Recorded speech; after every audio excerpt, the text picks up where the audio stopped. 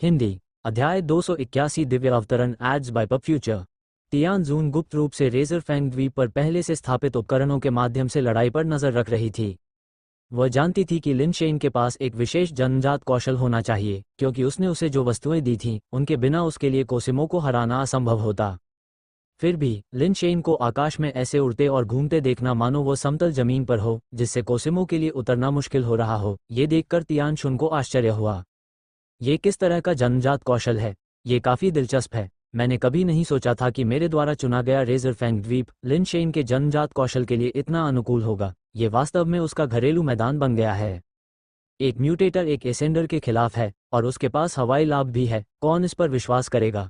तियानजून को अब कुछ हद तक समझ में आ गया था कि लिन शेन ने एसेंशन से गुजरने पर जोर क्यों दिया। वास्तव में उसके अपने कारण थे। म्यूटेटर्स में असेंडर्स की तुलना में बहुत कम सहनशक्ति होती है। ऐसी लड़ाई में लिन शेन को बहुत लंबे समय तक टिकने में सक्षम नहीं होना चाहिए। उसके पास और क्या क्षमताएं हैं? कोसिमो को मारने के लिए केवल इस क्षमता पर निर्भर रहना असंभव लग रहा था, और तियानजून अब ये जानने के लिए बहुत इच्छुक था कि लिन शेन के पास और क्या विशेष क्षमताएं हैं। तियानशुन ने सोचा कि लिन शेन अधिक समय तक नहीं टिकेगा, और कोसिमो का भी मानना था कि लिन शेन अधिक समय तक नहीं टिक पाएगा। यही कारण है कि उसने अपना समय इंतजार किया। उसने आगे बढ़ने से पहले लिन शेन के थक जाने तक इंतजार करने की योजना बनाई। स्थानिक मुट्ठी शक्ति, कुशल स्टैकिंग क्षमता और हवाई उद्धार तकनीकों के साथ कोसिमो को एहसास हुआ कि लिन शेन एक साधारण म्यूटेटर नहीं था। कोई आश्चर्य नहीं कि तियानशुन ने उसमें विशेष रुचि ली। उसके पास वास्तव में उल्लेखनीय गुण हैं। ये केवल एक शर्म की बात है कि उसने केवल विकास सिद्धांत का अभ्यास किया है, अन्यथा वह भविष्य में एक गंभीर समस्या बन सकता था। लेकिन उसका कोई भविष्य नहीं है। वह आज एक मृत व्यक्ति है। कोसिमो जल्दी में नहीं था। तियानशुन विशाल रिंग स्टार के अंदर चला गया था और जल्द ही वापस नहीं आ पाएगा।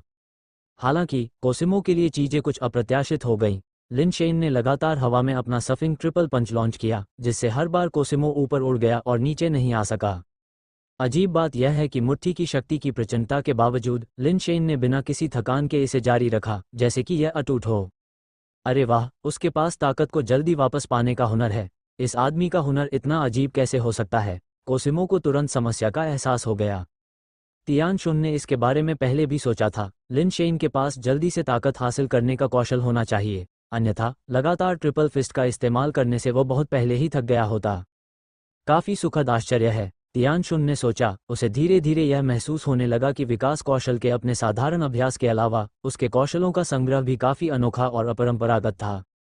ऐसा प्रतीत होता था कि स्वर्गारोहण के बाद हवा में कदम रखने की क्षमता बहुत उपयोगी नहीं होगी, लेकिन तियानशुन को पता था कि इस कौशल का अभी भी उपयोग है। यहाँ तक कि निर्वाण स्तर पर भी यह बहुत महत्वपूर्ण है।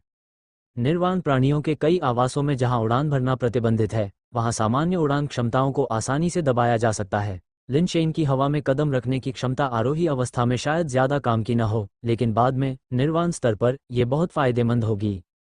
इससे तियानशुन को संदेह हुआ कि लिन शेन के पास एक उच्च स्तरीय गुरु है जो उसका मार्गदर्शन कर रहा है, अन्यथा वह ऐसी प्रतिभा का चयन क्यों करेगा जो दूसरों की नज़र में शुरू से ही कमज़ोर और बेकार थी।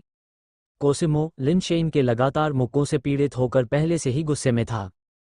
ट्रिपल फिस्ट से प्रत्येक प्रहार की तीव्रता एक औसत एस्केंडर को मारने के लिए पर्याप्त थी, जिससे कोसिमो को बहुत असुविधा हुई। हालांकि इससे उसे चोट नहीं लगी, लेकिन प्रत्येक प्रहार से उसके लिए जमीन पर वापस लौटना मुश्किल हो गया, और यह विशेष रूप से निराशाजनक था क्योंकि वह बिना जवाबी कार्रवाई के प्रहारों को झेलने के अलावा कुछ नहीं कर सकता था।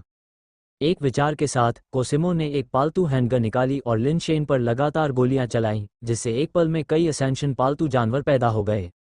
लिन शेन केवल अपनी हवाई चाल के कारण दूरी और हवाई लाभ बनाए रखने में सक्षम था, लेकिन उसकी गति बहुत तेज नहीं थी।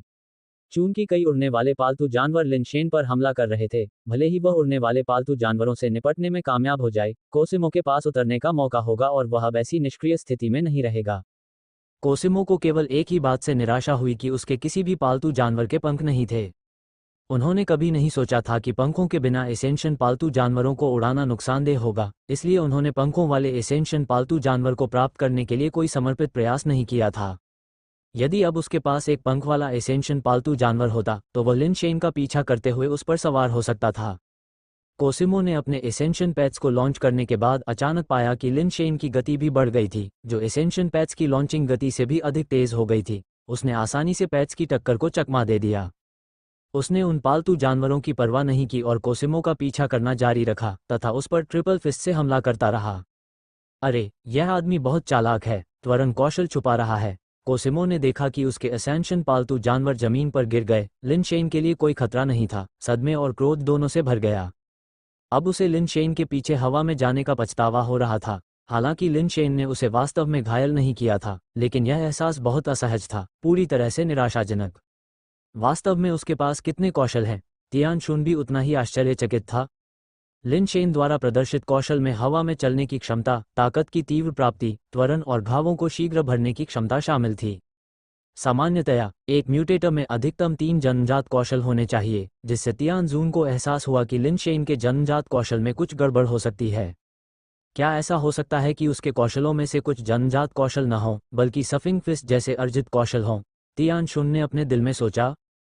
कोसिमो जानता था कि वह उस पल का इंतजार नहीं कर सकता जब लिन शेन की ताकत खत्म हो जाएगी। उसके सिर पर लगा कवच चमक उठा, एक मुकुट की तरह नीचे की ओर रोशनी गिर रही थी, उसके कवच को ऐसे नहला रही थी जैसे भोर की चमक में हो। जब लिन शेन ने उस पर एक और ट्रिपल फिस्ट का प्रहार किया, तो कोसिमो ने फिस्ट पावर को तोड़ने के लिए अपने राजदंड का उपयोग नहीं किया। इसके बजाय उसने नीचे से आ रही ट्रिपल फिस्ट पावर पर सीधे प्रहार किया। ट्रिपल फिस्ट पावर एक भयानक लहर की तरह कोसिमो के मुके से बलपूर्वक टूट गया। शॉकवेव उस तक पहुंची, लेकिन ये कवच पर चमक से फैल गई, जिससे उसका शरीर फिर से ऊपर नहीं उठ सका। कोसिमो का शरीर तेजी से जमीन की ओर उतरा, और ज्यादा देर नहीं लगी कि वो जमीन पर आ गया। अचानक लिन शेन हवा में उड़ते हुए कोसिमो के नीचे आ गए और नीचे से उन्होंने एक और ट्रिपल फिस्ट हमला किया। मृत्यु की तलाश में कोसिमो घबराया नहीं बल्कि प्रसन्न हुआ। उसने इंपीरियल किल फिस्ट को नीचे की ओर पटक दिया, जिससे लिन शेन की ट्रिपल फिस्ट फट गई। शक्तिशाली शॉकवेव भी उसके शरीर को ऊपर की ओर धकेलने में असमर्थ थी। लिन शेन ने अपने शरीर को घुमाया और कोसिमो की पीठ की ओर चक्कर लगाया और एक और सफिंग ट्रिपल स्ट्राइक किया, इस बार ऊपर से एक तिरछे कोण से, कोसिमो के सिर के पीछे के हिस्से को निशाना बनाते हुए। कोसिमो ने ठंडी सांस ली और एक और इंपीरियल किल फिस्ट से पलटवार किया। उसकी मुट्ठी की ताकत ने ट्रिपल फिस्ट पावर को चीर दिया, जिससे एक भयानक शॉकवेव पैदा हुई जिसने लिन शेन के शरीर को उड़ा दिया। अचानक कोसिमो को ऐसा महसूस हुआ जैसे उसके शरीर को किसी चीज ने बांध दिया है, और उसकी गर्दन के चारों ओर कसाव महसूस हुआ, जैसे कि उसके चारों ओर कुछ लिपटा हुआ हो, फांसी की तरह लटक रहा हो, उसे आकाश में लटका दिया गया हो। ऊपर उछाले जाने के बाद कोसिमो ने देखा कि लिन शेन के हाथ में अब एक लाल क्रिस्टल रस्सी थी। इस आदमी में वाकई बहुत सारी अजीब चीजें हैं। कोसिमो हैरान और क्रोधित था। उसे पता था कि राजा के मुकुट की अवधि सीमित है और उसे जल्दी से जमीन पर लौटना था। लिन शेन, मैं तुम्हें मार डालूंगा। लिन शेन को फिर से उस पर हमला करते देख कोसिमो अब और सहन नहीं कर सका। लिन शेन को मारने का उसका इरादा अपने चरम पर पहुंच गया। अगले ही पल कोसिमो के शरीर से एक सुनहरी चमक निकल पड़ी, मानो एक अस्पष्ट सुनहरी आत्मा उसके शरीर पर छा गई हो। कोसिमो, जिसे उड़ने से मना किया गया था, अचानक उड़ गया, सुनहरे प्रकाश की एक भयानक धारा में बदल गया और एक पल में लिन शेन के पास पहुंच गया। ये खत्म हो गया। सेलेस्टियल डिसेंट में भी प्रतिबंध तोड़ने का प्रभाव होता है। ये दृश्य देखकर तियान कसुन का चेहरा नाटकीय रूप से बदल गया। उसे नहीं पता था कि सेलेस्टियल डिसेंट में ऐसा कोई कार्य होता है। इसमें तियान शुन की कोई गलती नहीं है, क्योंकि दिव्य जाति में भी केवल अल्पसंख्यक ही दिव्य सम्राट कौशल का अभ्यास करते हैं। न ही वे सभी दिव्य प्राणी, जिन्होंने दिव्य सम्राट कौशल में निपुणता प्राप्त कर ली है, दिव्य अवतरण का जन्मजात कौशल रखते हैं, जो कि दुर्लभताओं में भी एक दुर्लभता है। उसने कभी भी दिव्य अवतरण की शक्ति वाले किसी व्यक्ति के खिलाफ लड़ाई नहीं की थी और उसने केवल अन्य दिव्य प्राणियों को इसका प्रयोग करते देखा था, लेकिन उस समय उड़ान प्रतिबंध जैसे कोई प्रतिबंध नहीं थे, इसलिए वह नहीं जानती थी कि दिव्य अवतरण का इस प्रकार का प्रभाव होता है। उन्हें जो जानकारी मिली उसमें ऐसी बात का कभी उल्लेख नहीं किया गया था। आम लोगों की नज़र में कोसिमो की गति अविश्वसनीय रूप से तेज थी, लेकिन तियान शुन के लिए ऐसी गति भी बहुत धीमी थी, जैसे कोई घोंघा रेंग रहा हो। यदि वो कोई कदम उठाना चाहती थी, तो अभी भी बहुत देर नहीं हुई थी कि वह रेजरफैंग द्वीप पर पहुंचे और जैसा कि लिन शेन ने सुझाव दिया था, पहले उसे पेट गन से मार डाले। तियान शुन वास्तव में रेजरफैंग द्वीप के बाहर पहुंची, लेकिन उसने अपनी पालतू बंदूक नहीं निकाली। यद्यपि लिन शेन असफल हो गया था और उसने कोसिमो को नहीं हराया था, फिर भी उसके प्रदर्शन ने तियान जून को प्रभावित किया था। तियान शुन का मानना था कि जीवित लिन शेन अधिक मूल्यवान है और उसे इस तरह मरने नहीं दिया जाना चाहिए। कोसिमो को, जो दिव्य अवतरण की भयानक शक्ति से ओतप्रोत था, लिन शेन पर मुक्का मारते हुए देखकर तियान शुन हस्तक्षेप करने ही वाली थी कि उसने अचानक लिन शेन से भी एक भयानक आभा निकलती हुई देखी, जिसके चारों ओर एक रक्तिम प्रभामंडल फैल गया। वो शक्ति क्या है?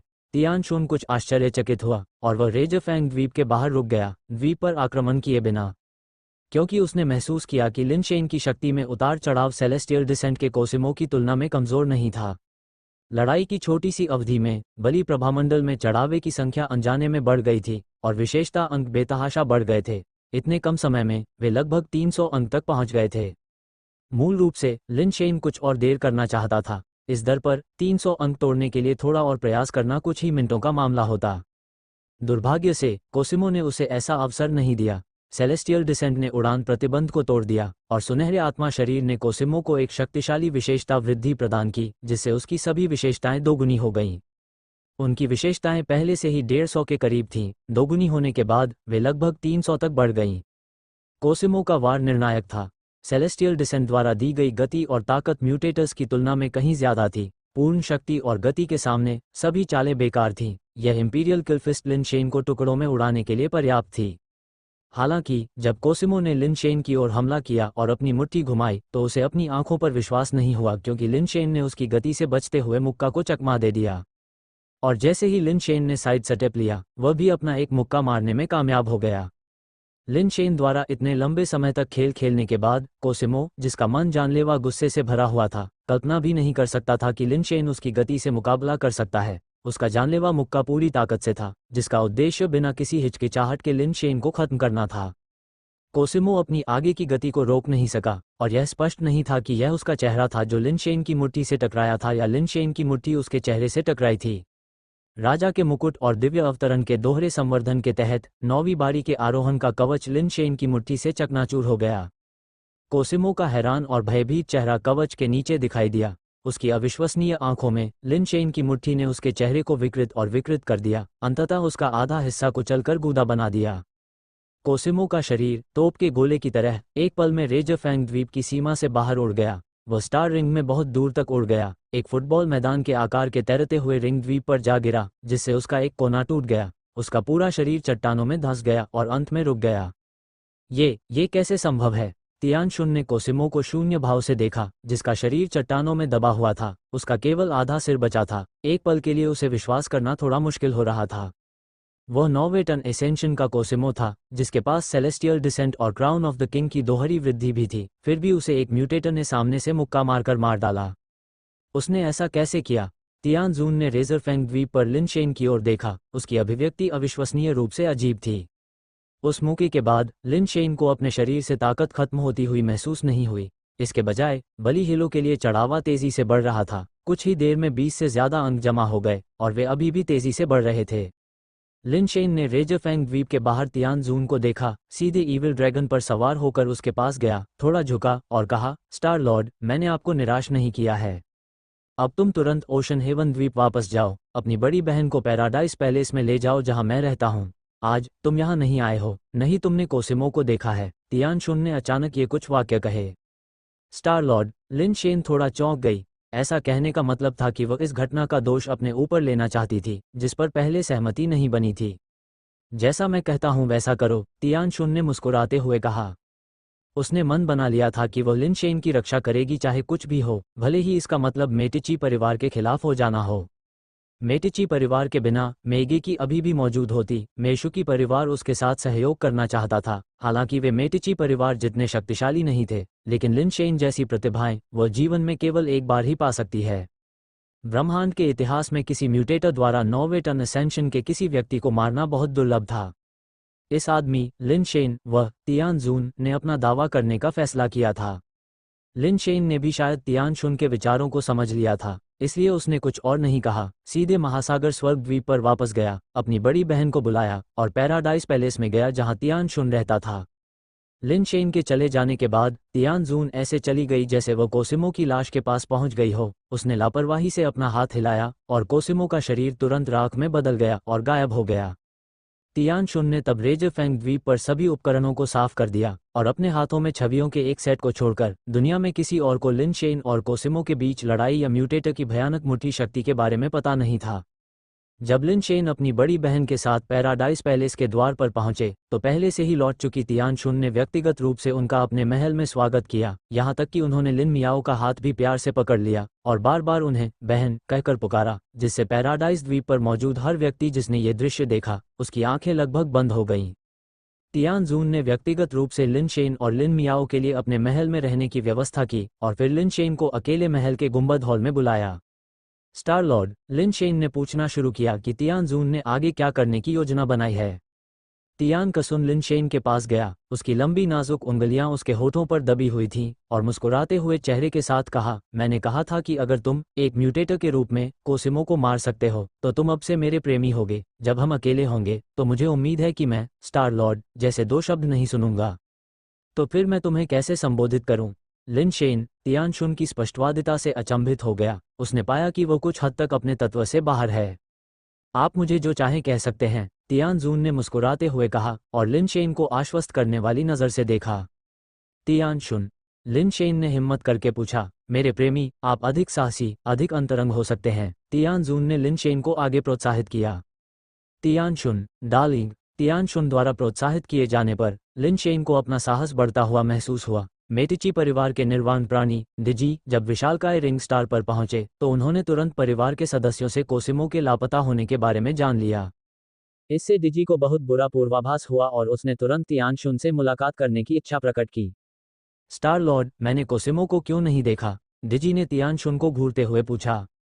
क्या तुम मुझसे सवाल कर रहे हो? तियान शुन, जो सम्मान के स्थान पर बैठा था, ने डिगी की ओर ठंडी निगाह से देखा और कहा, गलत मत समझिए स्टार लॉर्ड, मैं बस कोसिमो के बारे में चिंतित हूँ। डिजी ने अपना गुस्सा दबाया और कहा, अब आपको उसके बारे में चिंता करने की कोई जरूरत नहीं है, मैंने उसे पहले ही धूल में मिला दिया है। तियान शुन ने कहा, जैसे वो कोई मामूली बात कह रहा हो। तुमने कोसिमो को मार डाला। डिजी की आंखें चौड़ी हो गईं, उसे अपने कानों पर विश्वास ही नहीं हो रहा था।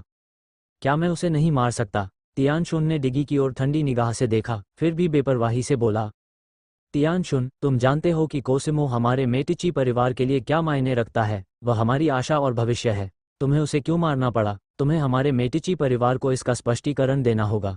डिगी का गुस्सा अब और नहीं छिप सका और उसने मेज को जोर से पटक दिया और तियान शुन को गौर से देखते हुए उठ खड़ा हुआ। तमाचा। तियान कसुन ने डिगी के चेहरे पर जोरदार तमाचा मारा। डिगी को प्रतिक्रिया करने का भी समय नहीं मिला। वह लड़खड़ा गया, उसके मुंह के कोने से खून बह रहा था। इस बीच तियान शुन सम्मान की सीट पर बैठा रहा, जैसे कि वो कभी हिला ही न हो।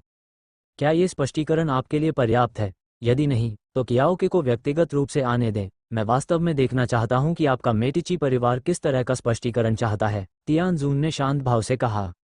डिगी का रंग भयंकर रूप से काला हो गया, जिगर के रंग जैसा लाल हो गया। फिर भी उसने दृढ़ता से जोर दिया, हमारा मेटिची परिवार आपके प्रति निष्ठावान रहा है, आपकी सेवा में जीवन और अंगों को जोखिम में डालता रहा है। आपके एक शब्द पर तलवारों के पहाड़ों और लपटों के समुद्र के बीच कष्टदायी कीमत की परवाह किए बिना, चाहे कितने भी लोग मारे गए हों, हमारा मेटिची परिवार आपको कभी निराश नहीं करेगा। अब मेटिची परिवार की आशा और भविष्य आपके हाथों से मारा गया है। क्या आपको हमें कोई स्पष्टीकरण नहीं देना चाहिए? पब फ्यूचर द्वारा विज्ञापन, ठीक है, तुम्हें स्पष्टीकरण चाहिए, है न? आज से मेटिची परिवार का मुझसे कोई लेना देना नहीं है। तियान शुन, तुम किसी भी समय कोसिमो से बदला लेने के लिए स्वतंत्र हो। क्या तुम इस स्पष्टीकरण से संतुष्ट हो? तियान शुन ने ठंडे स्वर में कहा। फिर भी यह एक साधारण वाक्य था जिसने डिजी के हाव भाव में भारी परिवर्तन ला दिया। सेलेस्टियल रेस एक ऐसी रेस है जो वंश को अत्यधिक महत्व देती है। सेलेस्टियल रेस की रक्त रेखा के बिना कोई भी इसके उच्च स्तर पर प्रवेश नहीं कर सकता। मेटिची परिवार की ताकत सच्चे दिव्य अभिजात वर्ग का ध्यान आकर्षित करने के लिए पर्याप्त नहीं थी, इसीलिए उन्होंने अर्ध रक्त तियान शुन का समर्थन करने का फैसला किया। ऐसा नहीं था कि वे अधिक शक्तिशाली शुद्ध रक्त वाले सेलेस्टियल को चुनना नहीं चाहते थे, बल्कि यह कि वे व्यक्ति मेटिची परिवार का सम्मान ही नहीं करते थे। यदि तियान शुन सुरक्षात्मक और अत्यधिक एकजुट सेलेस्टियल रेस के भीतर मेटिची परिवार से अलग हो जाता है, तो यह संभव है कि कोई भी उच्च पदस्थ अधिकारी मेटिची परिवार का फिर से उपयोग नहीं करेगा। तियान शुन सेलेस्टियल रेस के भीतर उनका पैर जमाने का स्थान था। अगर तियान शुन ने मेटिची परिवार को पूरी तरह से त्याग दिया तो उनकी काफ़ी ताकत के बावजूद उन्हें सेलेस्टियल रेस के भीतर अपनी स्थिति बनाए रखना मुश्किल हो जाएगा। सेलेस्टियल रेस के भीतर मेटिची परिवार के 100 वर्षों के संचालन धुएं के एक गुबार में गायब हो सकते हैं, और ब्रह्मांड में खड़े होने के लिए एक नया स्थान ढूंढना किसी भी तरह से आसान काम नहीं है। मूल रूप से डीक्यू ने सोचा था कि तियान जून की वर्तमान स्थिति बहुत अच्छी नहीं थी, और चूंकि मेटिची परिवार उसके सबसे महत्वपूर्ण रणनीतिक साझेदारों में से एक था, इसलिए वह संभवतः मेटिची परिवार को आसानी से नहीं छोड़ेगी।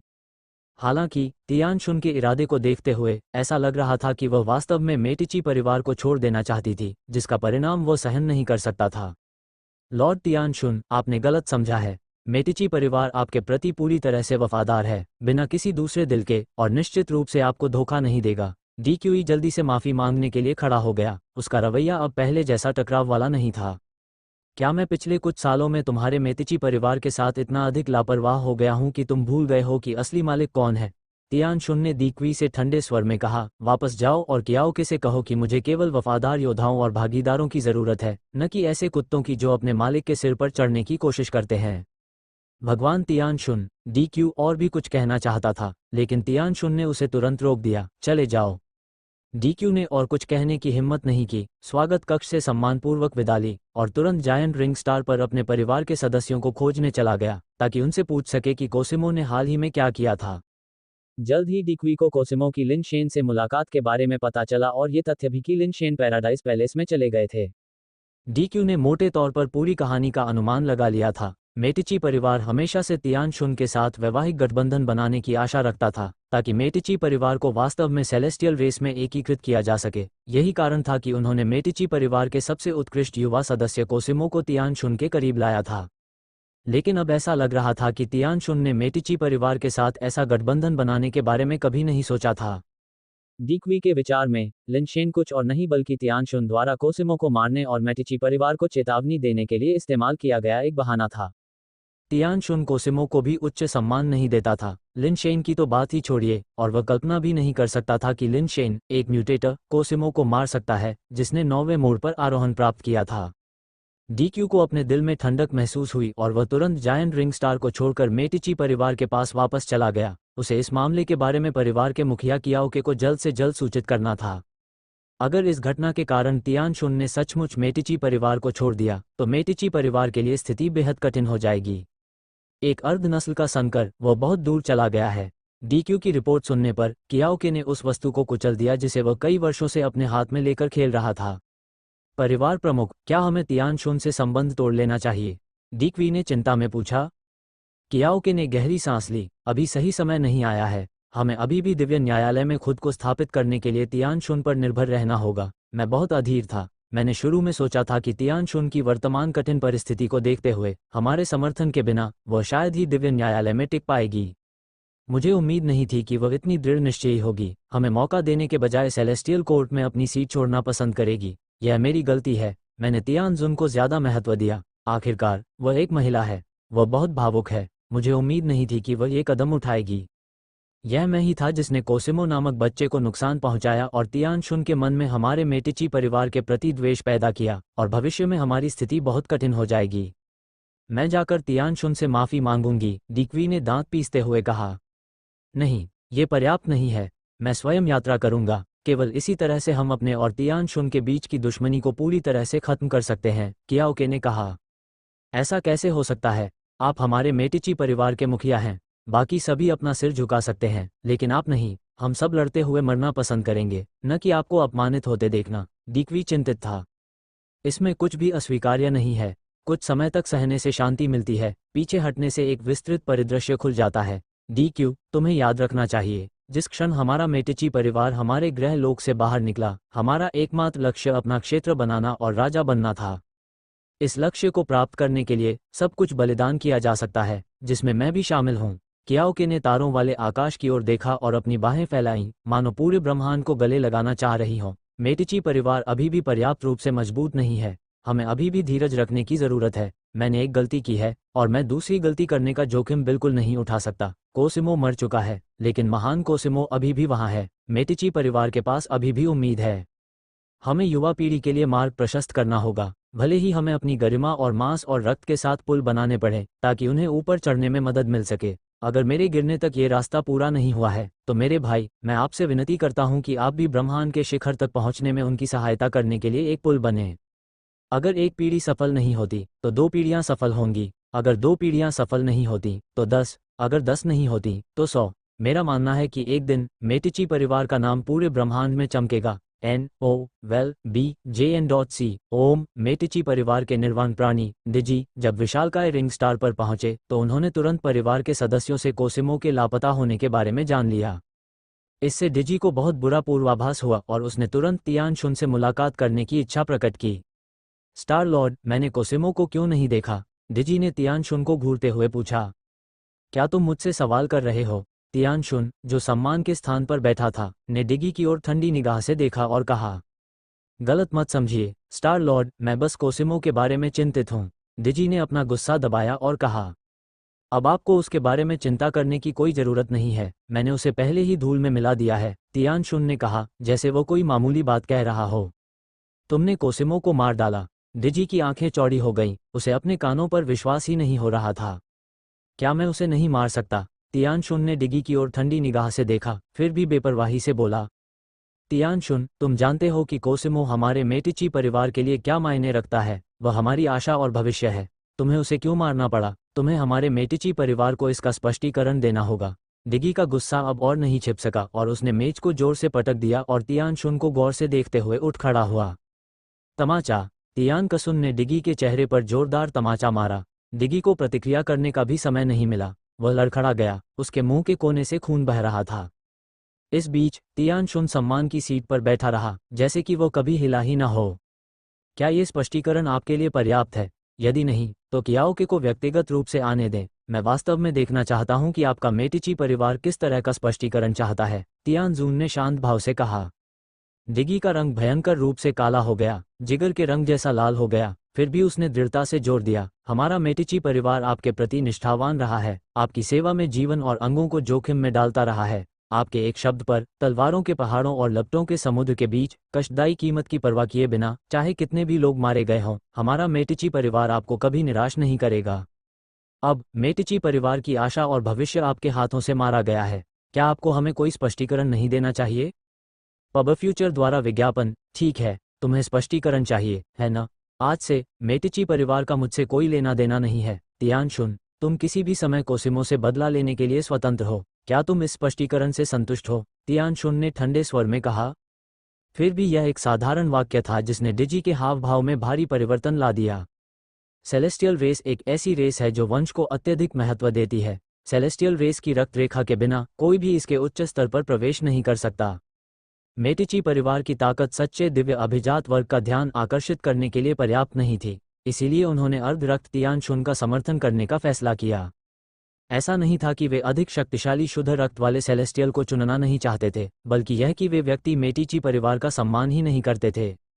यदि तियानशुन सुरक्षात्मक और अत्यधिक एकजुट सेलेस्टियल रेस के भीतर मेटिची परिवार से अलग हो जाता है, तो यह संभव है कि कोई भी उच्च पदस्थ अधिकारी मेटिची परिवार का फिर से उपयोग नहीं करेगा। तियानशुन सेलेस्टियल रेस के भीतर उनका पैर जमाने का स्थान था। अगर तियानशुन ने मेटिची परिवार को पूरी तरह से त्याग दिया, तो उनकी काफी ताकत के बावजूद उन्हें सेलेस्टियल रेस के भीतर अपनी स्थिति बनाए रखना मुश्किल हो जाएगा। सेलेस्टियल रेस के भीतर मेटिची परिवार के 100 वर्षों के संचालन धुएं के एक गुबार में गायब हो सकते हैं, और ब्रह्मांड में खड़े होने के लिए एक नया स्थान ढूंढना किसी भी तरह से आसान काम नहीं है। मूल रूप से डीक्यू ने सोचा था कि तियानजून की वर्तमान स्थिति बहुत अच्छी नहीं थी, और चूंकि मेटिची परिवार उसके सबसे महत्वपूर्ण रणनीतिक साझेदारों में से एक था, इसलिए वो संभवतः मेटिची परिवार को आसानी से नहीं छोड़ेगी। हालांकि तियानशुन के इरादे को देखते हुए ऐसा लग रहा था कि वह वास्तव में मेटिची परिवार को छोड़ देना चाहती थी, जिसका परिणाम वो सहन नहीं कर सकता था। लॉर्ड तियानशुन, आपने गलत समझा है। मेटिची परिवार आपके प्रति पूरी तरह से वफादार है, बिना किसी दूसरे दिल के, और निश्चित रूप से आपको धोखा नहीं देगा। डीक्यूई जल्दी से माफी मांगने के लिए खड़ा हो गया, उसका रवैया अब पहले जैसा टकराव वाला नहीं था। क्या मैं पिछले कुछ सालों में तुम्हारे मेटिची परिवार के साथ इतना अधिक लापरवाह हो गया हूं कि तुम भूल गए हो कि असली मालिक कौन है? तियानशुन ने डीक्वी से ठंडे स्वर में कहा, वापस जाओ और कियाओके से कहो कि मुझे केवल वफादार योद्धाओं और भागीदारों की जरूरत है, न कि ऐसे कुत्तों की जो अपने मालिक के सिर पर चढ़ने की कोशिश करते हैं। भगवान तियानशुन, डीक्यू और भी कुछ कहना चाहता था, लेकिन तियानशुन ने उसे तुरंत रोक दिया, चले जाओ। डीक्यू ने और कुछ कहने की हिम्मत नहीं की, स्वागत कक्ष से सम्मानपूर्वक विदा ली, और तुरंत जायंट रिंग स्टार पर अपने परिवार के सदस्यों को खोजने चला गया, ताकि उनसे पूछ सके कि कोसिमो ने हाल ही में क्या किया था। जल्द ही डीक्वी को कोसिमो की लिन शेन से मुलाकात के बारे में पता चला, और ये तथ्य भी कि लिन शेन पैराडाइज पैलेस में चले गए थे। डीक्यू ने मोटे तौर पर पूरी कहानी का अनुमान लगा लिया था। मेटिची परिवार हमेशा से तियानशुन के साथ वैवाहिक गठबंधन बनाने की आशा रखता था, ताकि मेटिची परिवार को वास्तव में सेलेस्टियल रेस में एकीकृत किया जा सके। यही कारण था कि उन्होंने मेटिची परिवार के सबसे उत्कृष्ट युवा सदस्य कोसिमो को तियानशुन के करीब लाया था। लेकिन अब ऐसा लग रहा था कि तियानशुन ने मेटिची परिवार के साथ ऐसा गठबंधन बनाने के बारे में कभी नहीं सोचा था। डीक्वी के विचार में लिन शेन कुछ और नहीं बल्कि तियानशुन द्वारा कोसिमो को मारने और मेटिची परिवार को चेतावनी देने के लिए इस्तेमाल किया गया एक बहाना था। तियानशुन कोसिमो को भी उच्च सम्मान नहीं देता था, लिन शेन की तो बात ही छोड़िए, और वह कल्पना भी नहीं कर सकता था कि लिन शेन, एक म्यूटेटर, कोसिमो को मार सकता है जिसने 9वें मोड़ पर आरोहण प्राप्त किया था।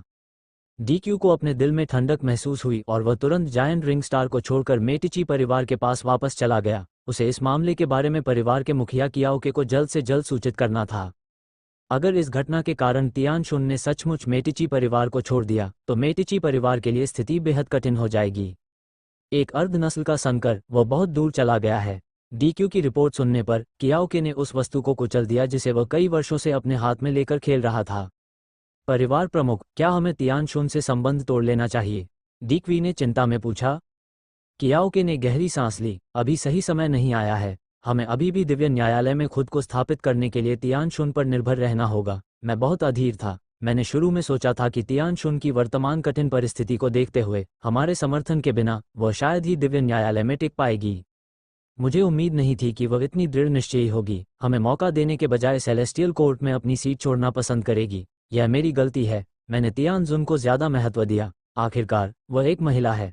वह बहुत भावुक है। मुझे उम्मीद नहीं थी कि वह ये कदम उठाएगी। यह मैं ही था जिसने कोसिमो नामक बच्चे को नुकसान पहुंचाया और तियानशुन के मन में हमारे मेटिची परिवार के प्रति द्वेष पैदा किया, और भविष्य में हमारी स्थिति बहुत कठिन हो जाएगी।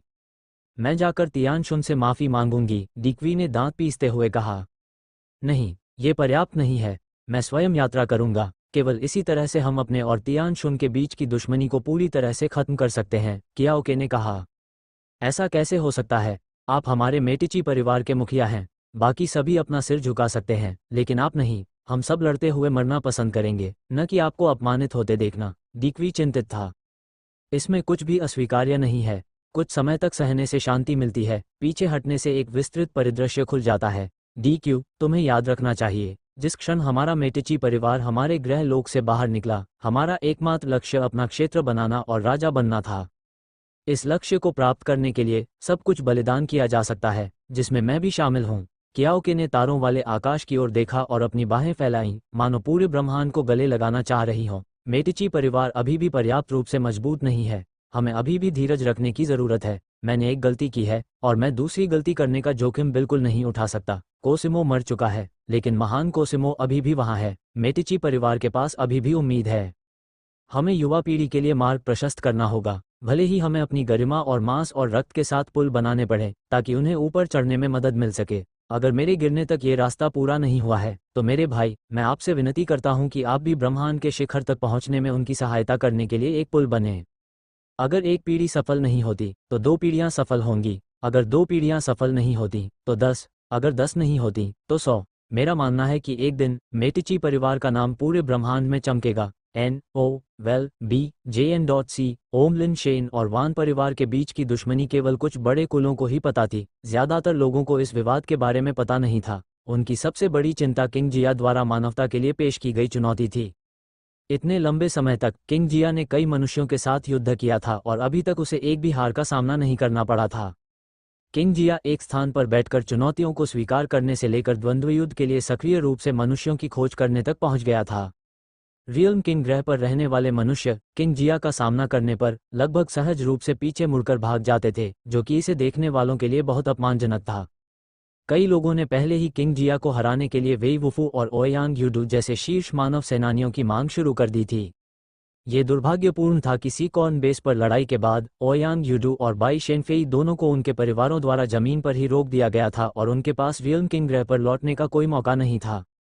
वेई वुफू का ध्यान भी रियल्म किंग ग्रह पर नहीं था। वह विशालकाय रिंग स्टार की यात्रा की तैयारी कर रहा था। वेई परिवार, जो पहले से ही संख्या में छोटा था, वेई वुफू को मानव माता ग्रह को छोड़कर बिना रोक टोक के ऐसी खतरनाक जगह की यात्रा करने की अनुमति नहीं दे सकता था। वेई चांगकिंग ने मांग की कि वेई वुफू को मानव मात्र ग्रह छोड़ने से पहले स्वर्गारोहण से गुजरना होगा, इसलिए वेई वुफू के पास किंग जिया की चुनौतियों के बारे में चिंता करने का समय नहीं था। ज़ो किंगलोंग ने अभी भी किंग जिया को हराने की कोशिश नहीं छोड़ी थी, लेकिन घेराबंदी के उसके आखिरी असफल प्रयास ने उसकी प्रतिष्ठा और सम्मान को बहुत नुकसान पहुंचाया था। यहाँ तक कि तलवार गठबंधन के भीतर भी कई युवा लोग अब जुओ किंगलोंग को सम्मान नहीं देते थे। वे उसे तलवार गठबंधन के लिए एक अपमान मानते थे और तथाकथित तलवार गठबंधन का ड्रैगन उससे ज्यादा कुछ नहीं निकला। यहाँ तक कि तलवार गठबंधन के वरिष्ठ सदस्य भी इस बात पर झिझकने लगे थे कि क्या उन्हें जुओ किंगलोंग को पोषित करने के लिए एक महत्वपूर्ण व्यक्ति के रूप में विचार करना जारी रखना चाहिए। जब जुओ किंगलोंग और जुओ किंगमिंग भोजन के लिए कैंटीन में गए तो वे अभी बैठे ही थे कि उन्होंने पास में किसी को व्यंग्यात्मक तरीके से बात करते हुए सुना। हमारा तलवार गठबंधन इन दिनों वाकई अलग पहचान रखता है। दुनिया में ऐसा कौन है जो हमारे तलवार गठबंधन के बारे में नहीं जानता? हमें इसके लिए किसी खास व्यक्ति का शुक्रिया अदा करना चाहिए। हाँ, तलवार गठबंधन का ड्रैगन एक कीड़े से ज्यादा कुछ नहीं। अब हमारे तलवार गठबंधन के ड्रैगन के बारे में कौन नहीं जानता? सच में एक प्रभावशाली व्यक्ति। हाँ, जुओ किंगमिंग गुस्से में उनसे भिड़ने वाली थी, लेकिन जुओ किंगलोंग ने उसका हाथ पकड़कर उसे रोक लिया। जुओ किंगलोंग ने अपना सिर थोड़ा हिलाया, जुओ किंगमिंग को संकेत दिया कि वह अपना आपा न खोए। दूसरी तरफ के लोग अपनी खिल्ली उड़ाना जारी रखे हुए थे। उनकी आवाज सामान्य से कहीं अधिक ऊंची थी। स्पष्ट रूप से वे चाहते थे कि जुओ किंगलोंग सुन लें। जुओ किंगलोंग नाराज नहीं हुआ। उसने खाना पैक किया और जुओ किंगमिंग के साथ कैंटीन से बाहर चला गया।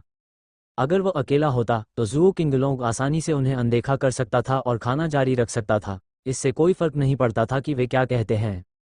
लेकिन जुओ किंगमिंग के साथ होने के कारण वह उसे उनकी गपशप का शिकार नहीं बनने दे सकता था। यही कारण था कि उसने उनका भोजन छीन लिया और वहां से चला गया। भाई, वे लोग स्पष्ट रूप से आपकी प्रतिष्ठा को धूमिल करने की कोशिश कर रहे हैं ताकि हमारे तलवार गठबंधन के उच्च अधिकारी आपको छोड़ दें। आप उन्हें इस तरह बकवास करने की अनुमति कैसे दे सकते हैं? जुओ किंगमिंग ने गुस्से से कहा जब वे चले गए। मैं वास्तव में असफल हुआ और यह एक तथ्य है, जुओ किंगलोंग ने मुस्कुराते हुए कहा। असफलता जीवन में एक सामान्य घटना है, जबकि सफलता एक ऐसी घटना है जिसकी संभावना बहुत कम है। किंगमेंग, अपनी असफलता का सामना करना जीवन में एक आवश्यक सबक है। असफलता डरावनी नहीं है, भयावह ये है कि असफलता आपके निर्णय को प्रभावित करे और आपकी इच्छाशक्ति को नष्ट कर दे। दूसरों को अपने ऊपर प्रभाव डालने न दें, बस अपना काम करें। जुओ किंगमिंग को शांत करने के बाद जुओ किंगलोंग अपनी ब्लेड तकनीक का अभ्यास करने के लिए अकेले ही प्रशिक्षण मैदान की ओर चल पड़ा। उसने एक के बाद एक वार किए, हर वार सटीक और सटीक था, बिना किसी चाल या विचलन के। उसकी ब्लेड तकनीक शुद्ध थी, उसके बदलावों में तरलता थी और फिर भी उसमें वीरता की भावना बनी हुई थी। किंग जिया के पास जन्मजात कौशल हैं जो ताकत और गति को बढ़ाते हैं, लेकिन यह मुद्दे की जड़ नहीं है। उनके जन्मजात कौशल से ताकत और गति में वृद्धि केवल 50% है और मैं भी इसे हासिल कर सकता हूं। हालांकि उनके कौशल अथक अभ्यास के माध्यम से निखारे गए हैं। युद्ध के दौरान वह अपनी कोई भी गतिविधि व्यर्थ नहीं करता, जिससे उसकी ऊर्जा का व्यय कम हो जाता है, तथा उसकी असाधारण सहनशक्ति के साथ मिलकर उसे हराने के लिए मुझे उससे अधिक ऊर्जा का उपयोग नहीं करना चाहिए। फिर ओवरलैपिंग वेव स्किल की तकनीक है, जिसका मुकाबला कैसे करना है ये भी मुझे पता लगाना है, लेकिन ये भी कोई समस्या नहीं है। सबसे महत्वपूर्ण बात यह है कि मुक्केबाजी की एक शैली के लिए उनकी प्रतिभा में ये जन्मजात कौशल है कि यदि उनकी मुट्ठी लक्ष्य पर लगती है तो ये लक्ष्य के शरीर के भीतर ऊर्जा को विस्फोटित कर देती है, जिसके परिणामस्वरूप आत्म विस्फोट होता है। उनके इस जन्मजात कौशल का मतलब है कि मैं उनकी मुट्ठियों से संपर्क नहीं कर सकता। जिस क्षण मैं ऐसा करता हूँ, मेरी अपनी ताकत प्रज्वलित हो सकती है, जो एक हथियार में बदल सकती है जो मुझे घायल कर सकती है। इसका समाधान यह है कि जब तक मैं उसकी मुट्ठियों से संपर्क करने के बावजूद उसे पराजित न कर सकूं या अपने शरीर के भीतर की ऊर्जा पर पूर्ण नियंत्रण न कर सकूं, ताकि उसका जन्मजात कौशल विस्फोट को ट्रिगर न कर सके। जुओ किंगलोंग अभ्यास करते हुए ये भी सोच रहा था कि किंग जिया को कैसे हराया जाए। कई लड़ाइयों के बाद किंग जिया के बारे में उसकी समझ किसी और से ज्यादा गहरी थी। उसने अपने कौशल को इस हद तक प्रशिक्षित कर लिया था कि अब कोई अनावश्यक हरकत नहीं रह गई थी और उसने ओवरलैपिंग वेव स्किल को तोड़ने का तरीका भी खोज लिया था, लेकिन फिर भी वह उस विस्फोटक प्रहार का मुकाबला करने में असमर्थ था। म्यूटेटर कापेस और बेस म्यूटेशन हथियारों में स्वाभाविक रूप से ऊर्जा होती है। कापेस और बेस म्यूटेशन हथियारों के संपर्क में आने पर किंग जिया का विस्फोटक पंच उन्हें विस्फोटित कर सकता है। ये जन्मजात क्षमता वस्तुतः सभी म्यूटेटर के लिए अभिशाप है। जुओ किंगलोंग इस बिंदु तक प्रशिक्षित होने के बाद भी अपनी मुट्ठी से संपर्क किए बिना किंग जिया को हराने का आत्मविश्वास नहीं रखता था। प्रज्वलन को रोकने के लिए कवच और हथियारों के भीतर की ऊर्जा को नियंत्रित करना भी बहुत चुनौतीपूर्ण है। बिना किसी जन्मजात कौशल के इसे हासिल करना कठिन है। जुओ किंगलोंग समाधान के बारे में सोचता रहा, लेकिन अभी तक कोई उपाय नहीं सूझा था। उसे लगता था कि कोई रास्ता है, लेकिन उसे अभी तक कोई रास्ता नहीं मिला था। जब रियल्म किंग कल्टीवेशन डिवाइस को फिर से सक्रिय किया गया तो जुओ किंगलोंग ने एक बार फिर रियल्म किंग ग्रह में प्रवेश किया। एक कारण उत्परिवर्ती प्राणियों का शिकार करना था और दूसरा किंग जिया की विस्फोटक मुट्ठी का मुकाबला करने का तरीका खोजने की उम्मीद में युद्ध के दौरान प्रेरणा प्राप्त करना था। उसके सामने का दृश्य बदल गया और ज़ुओ किंगलोंग ने खुद को समुद्र के किनारे एक समुद्र तट पर पाया। यह उत्परिवर्ती संसाधनों से समृद्ध स्थान था, लेकिन किंग जिया के उद्भव के कारण अल्ट्रा बर्निंग कोर ने समुद्र तट के अधिकांश भाग पर अपना प्रभुत्व स्थापित कर लिया था और क्षेत्र में मानव उत्परिवर्ती दुर्लभ हो गए थे। ज़ुओ किंगलोंग ने चारों ओर देखा और अल्ट्रा बन योद्धाओं का कोई निशान नहीं देखा। फिर आसपास के माहौल का सर्वेक्षण करते हुए उसने पाया कि यह वह समुद्र तट नहीं था जो अक्सर स्काई वॉल प्रोजेक्शन में दिखाई देता था। जब वह देख रहा था तो उसने अचानक दूर से एक आकृति को आते देखा। हालांकि दूरी इतनी ज्यादा थी कि उसका विवरण समझ पाना मुश्किल था, लेकिन अलग अलग चमकीले लाल रंग के युद्ध के कपड़े और बड़े लाल बैल के पहाड़ ने ज़ुओ किंगलोंग के संदेह को जगाया कि यह अल्ट्रा बर्निंग कॉर्प्स का एक सेना कमांडर हो सकता है। हालांकि ज़ुओ किंगलोंग को जल्द ही एहसास हो गया कि यह कोई अल्ट्रा बन योद्धा नहीं था, बल्कि एक अल्ट्राबन बैटल सूट और हेलमेट पहने बिग रेड बुल की सवारी करने वाला एक इंसान था। क्या वह महान रेड बुल नाइट हो सकता है? ज़ुओ किंगलोंग को तुरंत किसी का ख्याल आया, लेकिन उसे यकीन नहीं था कि क्या ये वास्तव में वह था, क्योंकि अब वहां एक से अधिक व्यक्ति थे जिनके पास बिग रेड बुल माउंट और युद्ध के कपड़े और हेलमेट थे। चाहे वो महान रेड बुल नाइट था या नहीं, ज़ुओ किंगलोंग उसका अभिवादन करने के लिए उसके करीब आने का इंतजार करना चाहता था। लेकिन कौन जानता था कि शूरवीर निकट पहुंचने से पहले दूर किनारे पर रुक जाएगा और अपना सिर घुमाकर समुद्र की ओर देखेगा। ज़ुओ किंगलोंग ने भी समुद्र की ओर अपनी नज़र घुमाई और देखा कि पानी की सतह से बड़ी संख्या में बुलबुले और एक विशाल छाया उभर रही थी। एक उत्परिवर्ती समुद्री सर्प। जब छाया पानी से ऊपर उठी तो ज़ुओ किंगलोंग ने अंततः उस प्राणी को पहचान लिया। Crystal base level mutant sea सर्प, जिसमें अत्यंत शक्तिशाली आत्म चिकित्सा क्षमताएं और शक्ति एवं दृढ़ता वृद्धि कौशल हैं, एक अत्यंत चुनौतीपूर्ण म्यूटेंट प्राणी है जिससे निपटना कठिन है। यहाँ तक कि अगर ज़ुओ किंगलोंग इसे मारना चाहता था तो वह केवल इसे समुद्र से बाहर लाने का प्रयास कर सकता था, क्योंकि उसके पास पानी में रहते हुए इसे मारने की क्षमता नहीं थी। म्यूटेंट समुद्री सर्प को लहरों के साथ शूरवीर पर आक्रमण करते देख ज़ुओ किंगलोंग तुरंत सहायता प्रदान करने के लिए दौड़ा। लेकिन क्योंकि दूरी बहुत अधिक थी, वहां पहुंचने से पहले वह केवल दूर से ही देख सकता था कि कैसे big red bull knight mutant sea सर्प की ओर मुक्का मार रहा था। शूरवीर अभी भी म्यूटेंट समुद्री सर्प से कुछ दूरी पर था और ज़ुओ किंगलोंग के विचार में शूरवीर ने अपना मुक्का बहुत जल्दी मार दिया था। लेकिन अगले ही पल ज़ुओ किंगलोंग ने एक भयानक ध्वनि बूम सुनी और फिर म्यूटेंट सी सर्प को देखा, जो अभी भी शूरवीर से 1 दर्जन मीटर दूर था, जैसे कि उसे किसी अदृश्य मुट्ठी से छेद दिया गया हो। उसके शरीर में एक बड़ा छेद दिखाई दिया। उसका विशाल शरीर हवा में उड़ गया और समुद्र में भारी रूप से टकराया, जिससे कई मीटर ऊंची लहरें उठीं। क्या ये किस तरह की मुट्ठी तकनीक है? ज़ुओ किंगलोंग वहीं रुक गया और आश्चर्यजनक दृश्य को देखकर अचंभित रह गया।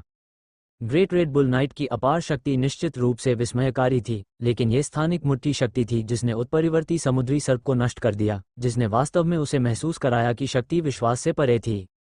ऐसी मुट्ठी शक्ति, क्या ये किंग जिया के विस्फोटक मूके की स्वाभाविक दुश्मन नहीं है? ज़ुओ किंगलोंग अचानक खुशी से भर गया और ग्रेट रेड बुल नाइट की ओर तेजी से बढ़ा। क्योंकि तियानजून ने हाल ही में उन्हें पैराडाइज द्वीप न छोड़ने के लिए कहा था, लिन शेन बुरी तरह से ऊब गया था।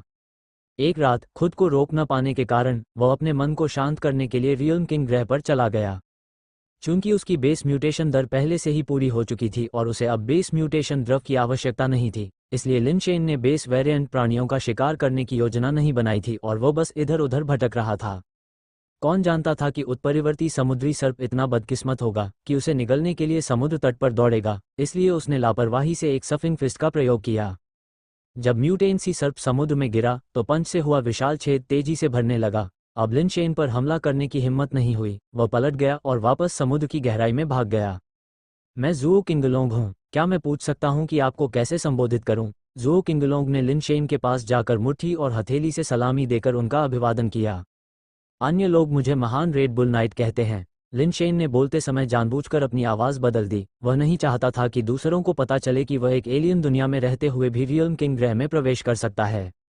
ये वास्तव में आप ही हैं। ज़ुओ किंगलोंग का दिल खुशी से उछल पड़ा और उसने जल्दी से कहा, क्या आप किंग जिया की मनुष्यों को चुनौती के बारे में जानते हैं? यदि यह संभव है तो क्या मैं उसे हराने के लिए आपकी मदद मांग सकता हूँ? बेशक, लेकिन मुझे दूसरे काम निपटाने हैं और मैं यहाँ ज़्यादा से ज़्यादा 2 घंटे ही रुक सकता हूँ। क्या तुम इस समय में उसे ढूंढ सकती हो? लिन शेन यहाँ सिर्फ आराम करने के लिए आया था, इसलिए उसने कुल मिलाकर सिर्फ 4 घंटे का समय तय किया था और अब लौटने का समय हो गया था। 2 घंटे, मुझे डर है कि यह पर्याप्त नहीं होगा, ज़ुओ किंगलोंग ने व्यंग्यात्मक मुस्कान के साथ कहा। हालांकि उसे नहीं पता था कि किंग जिया इस समय कहाँ है, लेकिन मैदान तक पहुंचने में ही लगभग 2 घंटे लग जाएंगे, निश्चित रूप से समय पर्याप्त नहीं था। तुम उसे खुद क्यों नहीं हरा देते? लिन शेन के मन में ज़ुओ किंगलोंग के बारे में काफ़ी अनुकूल धारणा थी। यह व्यक्ति व्यवहारिक कार्य करने वाला था, उसे व्यक्तिगत लाभ या हानि की परवाह नहीं थी। मुझे अभी तक उसे हराने का कोई तरीका नहीं सूझा है, ज़ुओ किंगलोंग ने असहाय होकर कहा। कठिनाई क्या है? लिन शेन ने आगे पूछा। ज़ुओ किंगलोंग ने लिन शेन के साथ किंग जिया के बारे में अपना विश्लेषण साझा किया। सुनने के बाद लिन शेन ने एक पल के लिए सोचा और फिर कहा, आप बस उस विस्फोटक पंच को तोड़ नहीं सकते और इसीलिए आप किंग जिया को हरा नहीं सकते। सही है, ज़ुओ किंगलोंग ने आह भरी। इस तरह का मुक्का म्यूटेटर्स पर बहुत ज़्यादा प्रतिबंध लगाता है। ठीक है, मैं तुम्हें एक चाल सिखाता हूँ। अगर तुम इसमें निपुण हो गए तो तुम्हें किंग जिया को हराना मुश्किल नहीं लगेगा, लिन शेन ने सोचने के बाद कहा। असुर प्रशिक्षण शिविर में प्रशिक्षक म्यू ने एक बार उनके लिए किंग जिया की स्थिति का विश्लेषण किया था और म्यूटेटर्स के लिए किंग जिया को हराना वास्तव में कठिन था। हालांकि ज़ुओ किंगलोंग के पास पहले से ही किंग जिया से लड़ने की ताकत थी और वह किंग जिया के ओवरलैपिंग वेव स्किल को तोड़ने में सक्षम था। उसके पास जो कमी थी वह थी विस्फोटक पंच को तोड़ने का तरीका, जिससे चीजें थोड़ी सरल हो जाती। लिन शेन को ये कहते हुए सुनकर सभी दर्शकों को लगा कि ग्रेट रेड बुल नाइट बहुत घमंडी हो रहा है। अभी, क्योंकि ज़ुओ किंगलोंग लिन शेन से बहुत दूर था, उसने दूर से लिन शेन द्वारा म्यूटेंसी सर्प को मुक्का मारकर हवा में उड़ाने का दृश्य देखा, लेकिन दर्शकों ने इसे नहीं देखा। हालांकि ज़ुओ किंगलोंग असफल रहा, लेकिन उसके विश्लेषण से अधिकांश लोग सहमत थे। ग्रेट रेड बुल नाइट का स्वयं न जाना एक बात थी, लेकिन ये दावा करना कि ज़ुओ किंगलोंग को एक चाल सिखाकर वह किंग जिया को हरा सकता है, थोड़ा दूर की कौड़ी थी। कई लोगों को लगा कि ग्रेट रेड बुल नाइट ने खुद किंग जिया को चुनौती देने की हिम्मत नहीं की और इसीलिए वो ज़ुओ किंगलोंग को अपने साथ जोड़ रहा था। सचमुच, ज़ुओ किंगलोंग ने सोचा कि लिन शेन उसे स्थानिक मुट्ठी शक्ति सिखा सकता है और यह विचार सुनकर वो बहुत खुश हुआ। बेशक, लिन शेन उसे सफिंग फिस्ट सिखाने वाला नहीं था। बिग रेड बुल से उतरने के बाद उसने एक नोटबुक निकाली और उसमें लिखना और चित्र बनाना शुरू कर दिया और कुछ ही समय में उसने उसमें बहुत सारी सामग्री भर दी। कुछ पन्ने फाड़कर लिन शेन ने उन्हें ज़ुओ किंगलोंग को सौंप दिया और बिग रेड बुल पर सवार होकर चला गया। इसे आजमा कर देखो, अगर तुम इसमें महारत हासिल कर सकते हो तो ये कुछ काम का होगा। वो तथाकथित ग्रेट रेड बुल नाइट सिर्फ एक ढोंगी है, हमेशा चालाकी करता है और कभी अपना चेहरा नहीं दिखाता। मुझे लगता है कि उसे बस डर है कि वह किंग जिया को नहीं हरा पाएगा और अपनी इज्जत खो देगा, इसलिए वह ज़ुओ किंगलोंग को बेवकूफ़ बना रहा है। ज़ुओ किंगलोंग हारने से पागल हो गया है, उस पर वास्तव में विश्वास करना मुश्किल है। ज़ुओ किंगलोंग और कई अन्य लोगों ने एक साथ किंग जिया पर हमला किया और फिर भी बुरी तरह हार गए। किस तरह की तकनीक इतनी शक्तिशाली हो सकती है कि एक ही चाल से ज़ुओ किंगलोंग किंग जिया को हरा सके? चलो, हम अलग हो जाएं। ये सब एक बड़ा धोखा है। अधिकांश लोगों को विश्वास ही नहीं था कि ऐसा संभव है, जबकि बहुत कम लोगों ने सोचा कि क्या होगा यदि कोई चमत्कार हो जाए। जब ज़ुओ किंगलोंग अलविदा कहना चाहता था, तब तक लिन शेन पहले ही बिग रेड बुल पर सवार होकर बहुत दूर निकल चुका था। उसने कागज पर खींची और लिखी गई सामग्री को देखा। उन्होंने विभिन्न स्थितियों में छड़ी के आकार की आकृतियों के पाठ और चित्र देखे, जो एक आंदोलन तकनीक प्रतीत हुई। ज़ुओ किंगलोंग को तुरंत एहसास हो गया कि ग्रेट रेड बुल नाइट उसे एक ऐसी चाल तकनीक सिखा रहा था जिससे वह किंग जिया के मुक्कों से बच सकता था। लेकिन ज़ुओ किंगलोंग को यह कल्पना करना भी कठिन लगा कि किस तरह की चाल तकनीक से किंग जिया के मुक्कों से पूरी तरह बचा जा सकता है। हालांकि यह अविश्वसनीय लग रहा था, लेकिन ज़ुओ किंगलोंग ने आशा की किरण को छोड़ना नहीं चाहा और उन्होंने उस गति तकनीक का अध्ययन करने का निर्णय लिया जिसे the great red bull night ने पीछे छोड़ा था। लिन शेन ने जो आंदोलन तकनीक छोड़ी थी, वह न तो अमर न्यायालय पर कदम रखना था और न ही सफिंग मुट्ठी का उन्नत संस्करण था, बल्कि वह विधि थी जिसका उपयोग रेड हॉट ए ने उस एक उंगली के कौशल को तोड़ने के लिए किया था। लिन शेन रहस्यमय उंगली कौशल से मोहित थे, इसलिए उन्होंने प्रशिक्षण के दौरान इसका अभ्यास किया। हालांकि रेड हॉट ए ने इसका प्रतिकार करने के लिए जो तरीका अपनाया वह लिन शेन के लिए बिल्कुल उपयुक्त नहीं था। चाहे उसने कितना भी प्रशिक्षण लिया हो, वह इसमें अच्छी तरह से महारत हासिल नहीं कर सका और यह उसकी अपनी सफिंग फिस्ट तकनीक के साथ असंगत था, इसलिए उसने इसे छोड़ दिया। भले ही लिन शेन ने रेड हॉट ए की विधि में महारत हासिल नहीं की थी, लेकिन यह अपने आप में एक बहुत शक्तिशाली आंदोलन तकनीक थी। केवल इसमें महारत हासिल करके ही उस उंगली कौशल के अनंत रूपों का मुकाबला किया जा सकता था। ये चकमा देने के लिए बनाई गई तकनीक थी, और यदि वह ऐसी रहस्यमयी उंगली कौशल से बच सकती थी, तो संभवतः किंग जिया के मुक्कों से बचना ज़्यादा मुश्किल नहीं था। बेशक, ज़ुओ किंगलोंग इसमें महारत हासिल कर पाएगा या नहीं और किस हद तक, ये तो अभी देखना बाकी है। लिन शेन तकनीक के मामले में कंजूस नहीं थे, शायद वे वेई वुफू से प्रभावित थे। स्वाभाविक रूप से यह मुख्य रूप से इसलिए था क्योंकि लिन शेन को ज़ुओ किंगलोंग काफ़ी पसंद था, इसलिए यह उसके लिए कोई महत्व नहीं रखता था। कुछ समय तक इसका अध्ययन करने के बाद ज़ुओ किंगलोंग को लगा कि यह सरल दिखने वाली गति तकनीक वास्तव में अंतहीन विविधताओं और रहस्यों से भरी हुई है। ज़ुओ किंगलोंग जानता था कि बहुत सी निगाहें उस पर हैं। ग्रेट रेड बुल नाइट द्वारा उसे ऐसी रहस्यमयी हरकत करने की तकनीक सौंपना भरोसे का प्रतीक था। ये बेहतरीन हरकत करने की तकनीक ग्रेट रेड बुल नाइट का अपना जीवन रक्षक रहस्य होना चाहिए, और वह ग्रेट रेड बुल नाइट की अनुमति के बिना दूसरों को इसे देखने की अनुमति नहीं दे सकता था। यदि ग्रेट रेड बुल नाइट के दुश्मनों ने इसे देख लिया तो इससे उसे नुकसान होगा। ग्रेट रेड बुल नाइट ने उसे मूवमेंट तकनीक देकर उस पर भरोसा किया था, और वह उस भरोसे को तोड़ नहीं सकता था। रियल्म किंग ग्रह छोड़ने के बाद लिन शेन अभी भी सो नहीं सका। विशालकाय रिंग स्टार पर रातें बहुत लंबी थीं।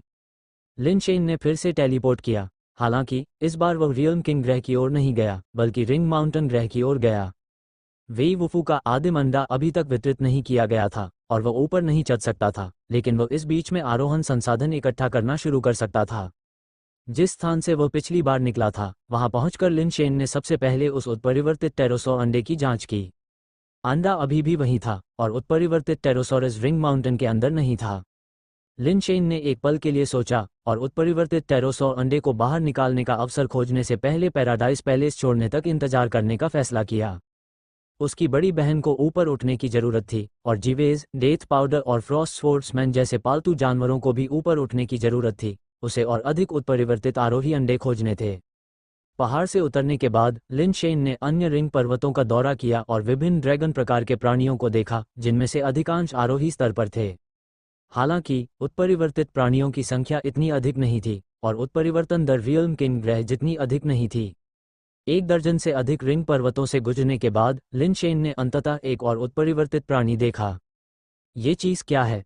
एक विशाल रिंग माउंटेन के अंदर लिन शेन ने 6 पंखों वाला एक ड्रैगन प्रकार का प्राणी देखा, जिसका शरीर दुष्ट ड्रैगन से कई गुना बड़ा था, जिसमें 3 ड्रैगन के सिर थे और ऐसा शरीर जो सिल्वर क्रिस्टल से बना हुआ लग रहा था। लिन शेन ने कई रिंग माउंटेन में कई ड्रैगन टाइप जीव देखे थे। वे ज्यादातर हरे रंग के थे, सिर्फ म्यूटेटेड पेटेरोसोर का रंग काला था। उसने पहले कभी इस तरह का ड्रैगन टाइप जीव नहीं देखा था जो सिल्वर क्रिस्टल की तरह चमकीला था।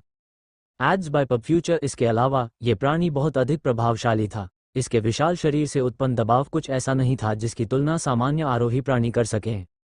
इसके 3 जोड़ी ड्रैगन पंख भी टेरोसॉरस से थोड़े अलग थे तथा इनका डिजाइन तितली के पंखों जैसा था। तीनों ड्रैगन के सिर एक जैसे दिख रहे थे, लेकिन उनकी आंखों का रंग अलग अलग था। मध्य वाले सिर की आंखें सिल्वर क्रिस्टल की तरह चांदी की थीं, जबकि बाएं सिर की आंखें ग्रीन क्रिस्टल की तरह थीं और दाएं सिर की आंखें सुनहरे रंग की थीं।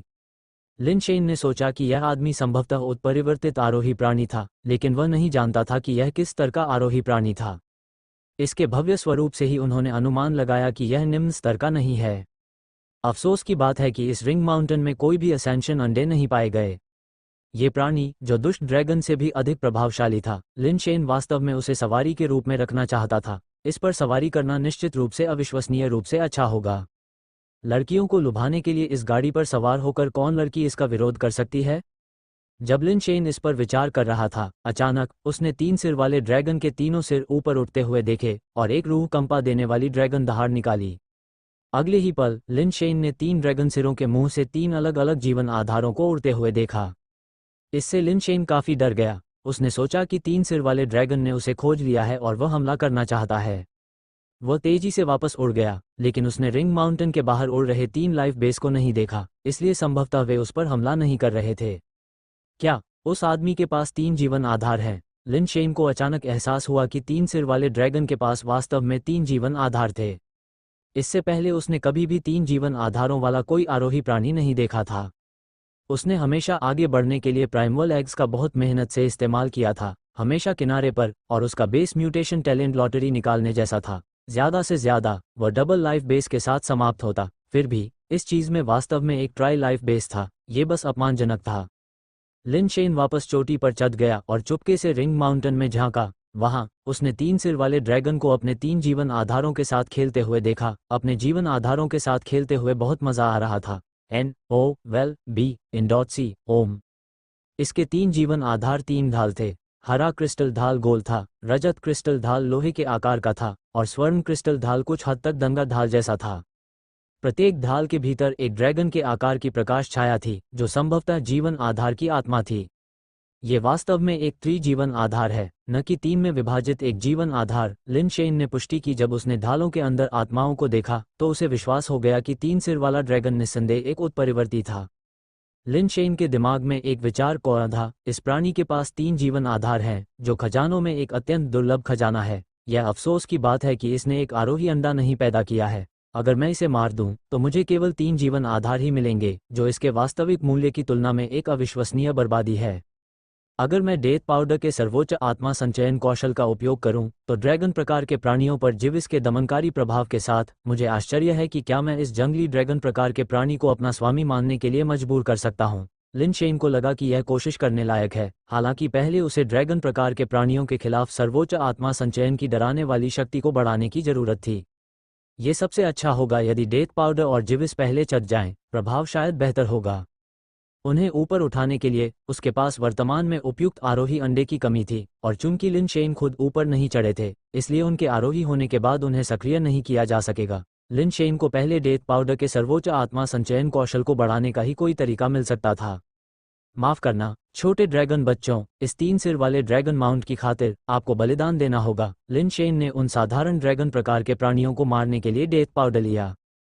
तीन सिर वाले ड्रैगन को रोकने में समान प्रकार के प्राणियों को मारना भी उतना ही प्रभावी होना चाहिए, यद्यपि शायद थोड़ा कम।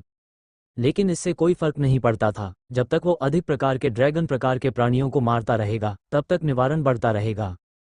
उदाहरण के लिए 100 टेरोसॉस को मारने के बाद अधिक टेरोसॉस को मारने से निवारक शक्ति में वृद्धि नहीं होगी, लेकिन लिन शेन ट्राइसेराटॉप्स को मारना जारी रख सकता है और उनमें से 100 भी ड्रैगन प्रकार के प्राणियों के खिलाफ निवारक शक्ति में वृद्धि करेंगे। रिंग माउंटेन ग्रह पर अनेक प्रकार के ड्रैगन होने के कारण कुछ अतिरिक्त प्रजातियों को मारने से प्रभाव और अधिक बढ़ जाएगा। अब सफिंग फिस्ट, स्टबॉर्न लोन विलगॉर्डलेट्स और बाउंडलेस स्ट्रेंथ कॉन्ट्रैक्ट से अतिरिक्त ताकत विशेषता के साथ लिन शेन आसानी से सामान्य आरोही प्राणियों को मार सकता था, बिना बली हेलो की शक्ति का आह्वान किए। इसके अलावा उन ड्रैगन प्रकार के प्राणियों को बाहर निकालने से स्थानीय वातावरण उनका दमन कर देगा, जिससे उन्हें मारना आसान हो जाएगा। बलि प्रभामंडल ने अब तक 138 विशेषता अंक एकत्रित कर लिए थे, जो कि अधिकांशतः उस समयावधि के दौरान दिए गए प्रसाद से थे, तथा तब से इसमें अधिक वृद्धि नहीं हुई थी। लड़ाई के समय लिन शेन ने कभी भी बलिदान प्रभामंडल की शक्ति पर भरोसा नहीं किया, ताकि भविष्य में अत्यधिक निर्भर होने और भारी नुकसान से बचा जा सके। यदि उसकी अपनी क्षमताएं मारने के लिए पर्याप्त थीं, तो वह मार देगा, यदि नहीं तो वह सबसे पहले अपनी ताकत बढ़ाएगा, बिना हमेशा बलिदान हेलो द्वारा प्रदान की गई वृद्धि पर निर्भर किए। एक रिंग माउंटेन को खोजकर जहां पर टेरोसॉस एकत्रित थे, लिन शेन ने उनमें से एक को बाहर निकाला और एक मुक्का मारकर उसने टेरोसॉस को टुकड़ों में फाड़ दिया, यहां तक कि डेथ पाउडर को हमला करने का मौका भी नहीं दिया। असीम शक्ति अनुबंध ने उसकी शक्ति को बढ़ाया और लिन शेन के पास अब 61 शक्ति विशेषता अंक थे, जो शीर्ष स्तर के क्रिस्टल बेस से 20 अंक अधिक थे, और ये सभी आधारभूत शक्ति अंक थे जो विशेषता वृद्धि कौशल का उपयोग करने पर बढ़ जाते थे। कुछ टेरोसॉरस को मारने के बाद लिन शेन द्वारा निर्धारित समय आ गया और उसे वापस उसके कमरे में ले जाया गया। तुम यहाँ क्यों हो? लिन शेन ने कमरे में रोशनी देखी और तुरंत महसूस किया कि कुछ गड़बड़ है। उसने अपना सिर घुमाया और तियानजुन को देखा, जो एक सफेद नाइट गाउन पहने हुए अपने बिस्तर पर करवट लेकर लेटा हुआ था, अपने गोरे गाल को अपने हाथ में थामे हुए, और उसे एक ऐसी मुस्कान के साथ देख रहा था जो वास्तव में मुस्कान नहीं थी। लिन शेन ने पिछले 2 दिनों में देखा था कि पैराडाइज पैलेस के अंदर भी तियान कसुन रात होने पर अपने कमरे से बाहर नहीं निकलती थी। उसने लिन शेन और लिन मियाओ को भी याद दिलाया था कि वे अंधेरे के बाद अपने कमरे से बाहर न निकलें। इस प्रकार लिन शेन को अन्य ग्रहों पर टेलीपोर्ट करने का भरोसा हो गया था। उसे उम्मीद नहीं थी कि रात के समय तियान शुन उसके कमरे में आएगी। मैं यहाँ क्यों नहीं आ सकती? क्या तुम मेरे छोटे प्रेमी नहीं हो?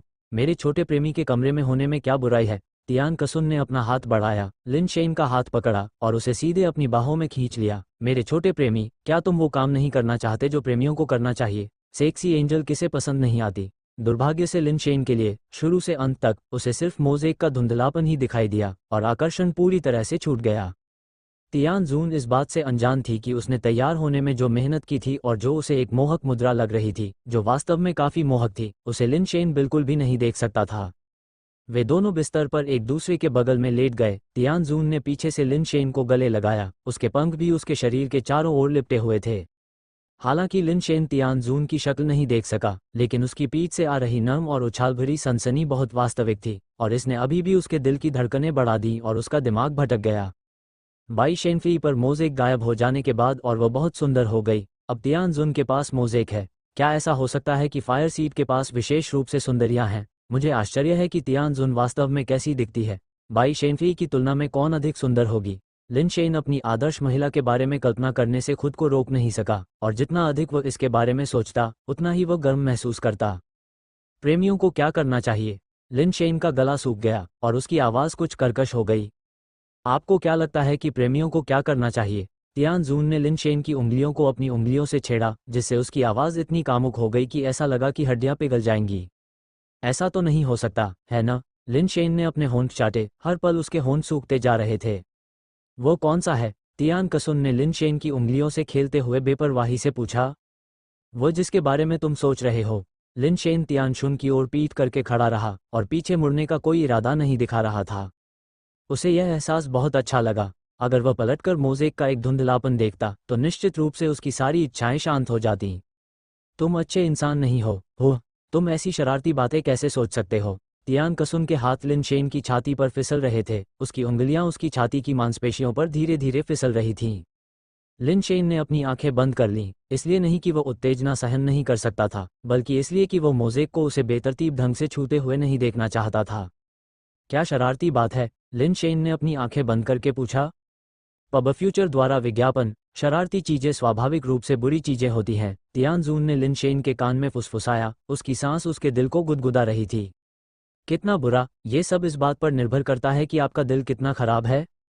लिन शेन को अपने कान में भयंकर खुजली महसूस हुई और उसका दिल अनियंत्रित रूप से धड़कने लगा। उसने सहज रूप से तियानजून की ओर देखा, लेकिन जब उसने अपनी आंखें खोली तो उसे मोज़ेक का एक धुंधलापन दिखाई दिया, जिसे देखकर ऐसा लगा जैसे उसके ऊपर ठंडे पानी की एक बाल्टी डाल दी गई हो। क्या तुम सच में बिना कुछ शरारत किए बस मुझे देखते रहने की योजना बना रहे हो? तियानशुन ने पलकें झपकाते हुए कहा। मोज़ेक के धुंधलेपन का सामना करते हुए लिन शेन को किसी भी बाहरी विचार को आश्रय देना मुश्किल लगा, इसलिए वह वापस मुड़ा और फिर से लेट गया। तियानजून से उसकी ओर पीट करके बोला, यदि संभव हो तो मैं चाहता हूं कि तुम मुझे इस तरह पकड़ो और हम एक साथ सो सकें। मुझे वास्तव में गले लगाए जाने की यह भावना पसंद है। क्या तुम मुझसे बस इतना ही चाहती हो कि मैं तुम्हें पकड़ लूं? तियानशुन खुद को थोड़ा सा उदास हुए बिना नहीं रह सकी। वह यहाँ सिर्फ सोते समय लिन शेन को पकड़ने के लिए नहीं आई थी, लेकिन लिन शेन का सुझाव बिल्कुल वही था जो वह चाहती थी। ठीक है, तो मैं तुम्हें ऐसे ही पकड़ लूंगा और हम बातें कर सकते हैं। तियानशुन ने कुछ देर रुक कर कहा, उस कौशल का नाम क्या था जिसका इस्तेमाल तुमने कोसिमो को मारने के लिए किया था? स्वर्ग के लिए बलिदान। मैं आमतौर पर इसका उपयोग नहीं कर सकता। इसे सक्रिय करने के लिए विशेष परिस्थितियों की आवश्यकता होती है। लिन शेन ने आधे सच और आधे धोखे से जवाब दिया। किस तरह की विशेष परिस्थितियां? तियानशुन ने फिर पूछा। मैं वास्तव में इसका खुलासा नहीं कर सकता। बस इतना जान लीजिए कि यह आमतौर पर अनुपयोगी है और जब मैं हताश हो जाऊं तो शायद उपलब्ध भी न हो। ये बिल्कुल वैसा ही है जैसे कि यह बिल्कुल भी न हो। लिन शेन स्वाभाविक रूप से तियानजुन को यह नहीं बता सकता था कि उसके आसपास जितने ज्यादा लोग मरते हैं, उसका कौशल उतना ही मजबूत होता जाता है। लिन शेन की स्थिति के बारे में दूसरों को बताते हुए फिर कौन उसका साथी बनने की हिम्मत करेगा? पब फ्यूचर द्वारा विज्ञापन। तब कोसिमो वास्तव में बदकिस्मत था। आपके स्वर के लिए बलिदान कौशल में बहुत सारे प्रतिबंध हैं और ये लगभग बेकार है, फिर भी यह उसके द्वारा ट्रिगर किया गया। तियानजून ने स्पष्ट रूप से लिन शेन की बकवास पर विश्वास नहीं किया। वह वास्तव में काफी बदकिस्मत था। लिन शेन विषय बदलना चाहता था जब उसने अचानक मेज पर एक तेल का दीपक देखा जो कमरे में प्रकाश का स्रोत था। यह कोई सामान्य लैंप नहीं है ना? यह अंधेरे को कैसे रोशन कर सकता है? लिन शेन ने पूछा। यह कोई दीपक नहीं है, बल्कि एक आत्मा आधार है। 10वीं बारी के आरोही दीपक वाहक का जीवन आधार। उसके जीवन आधार का अंधेरे पर कुछ प्रभाव है, इसलिए मैं इसे प्रकाश के रूप में उपयोग कर रहा हूँ। इस खजाने के बिना रात में बाहर जाना काफी असुविधाजनक होगा, तियानजुन ने कहा। तियानशुन ने रुक कर कहा, विशाल वलय तारे की रातें वास्तव में थोड़ी डरावनी होती हैं। विशाल वलय तारे के अंदर बिजली की रोशनी जैसे उपकरण अभी भी अधिकांश समय काम कर सकते हैं, लेकिन वलय के अंदर अधिकांश प्रकाश स्रोत बेकार हैं। केवल जीवन और मृत्यु के इस दीपक जैसे विशेष प्रकाश स्रोत ही वलय के अंधेरे को रोशन कर सकते हैं। कल रात मैंने एक लाल बत्ती वाला पक्षी देखा था। वह किस तरह का प्राणी है? लिन शेन ने आगे पूछा। मुझे नहीं पता, ये कभी कभी अंगूठी के अंधेरे में ही दिखाई देता है।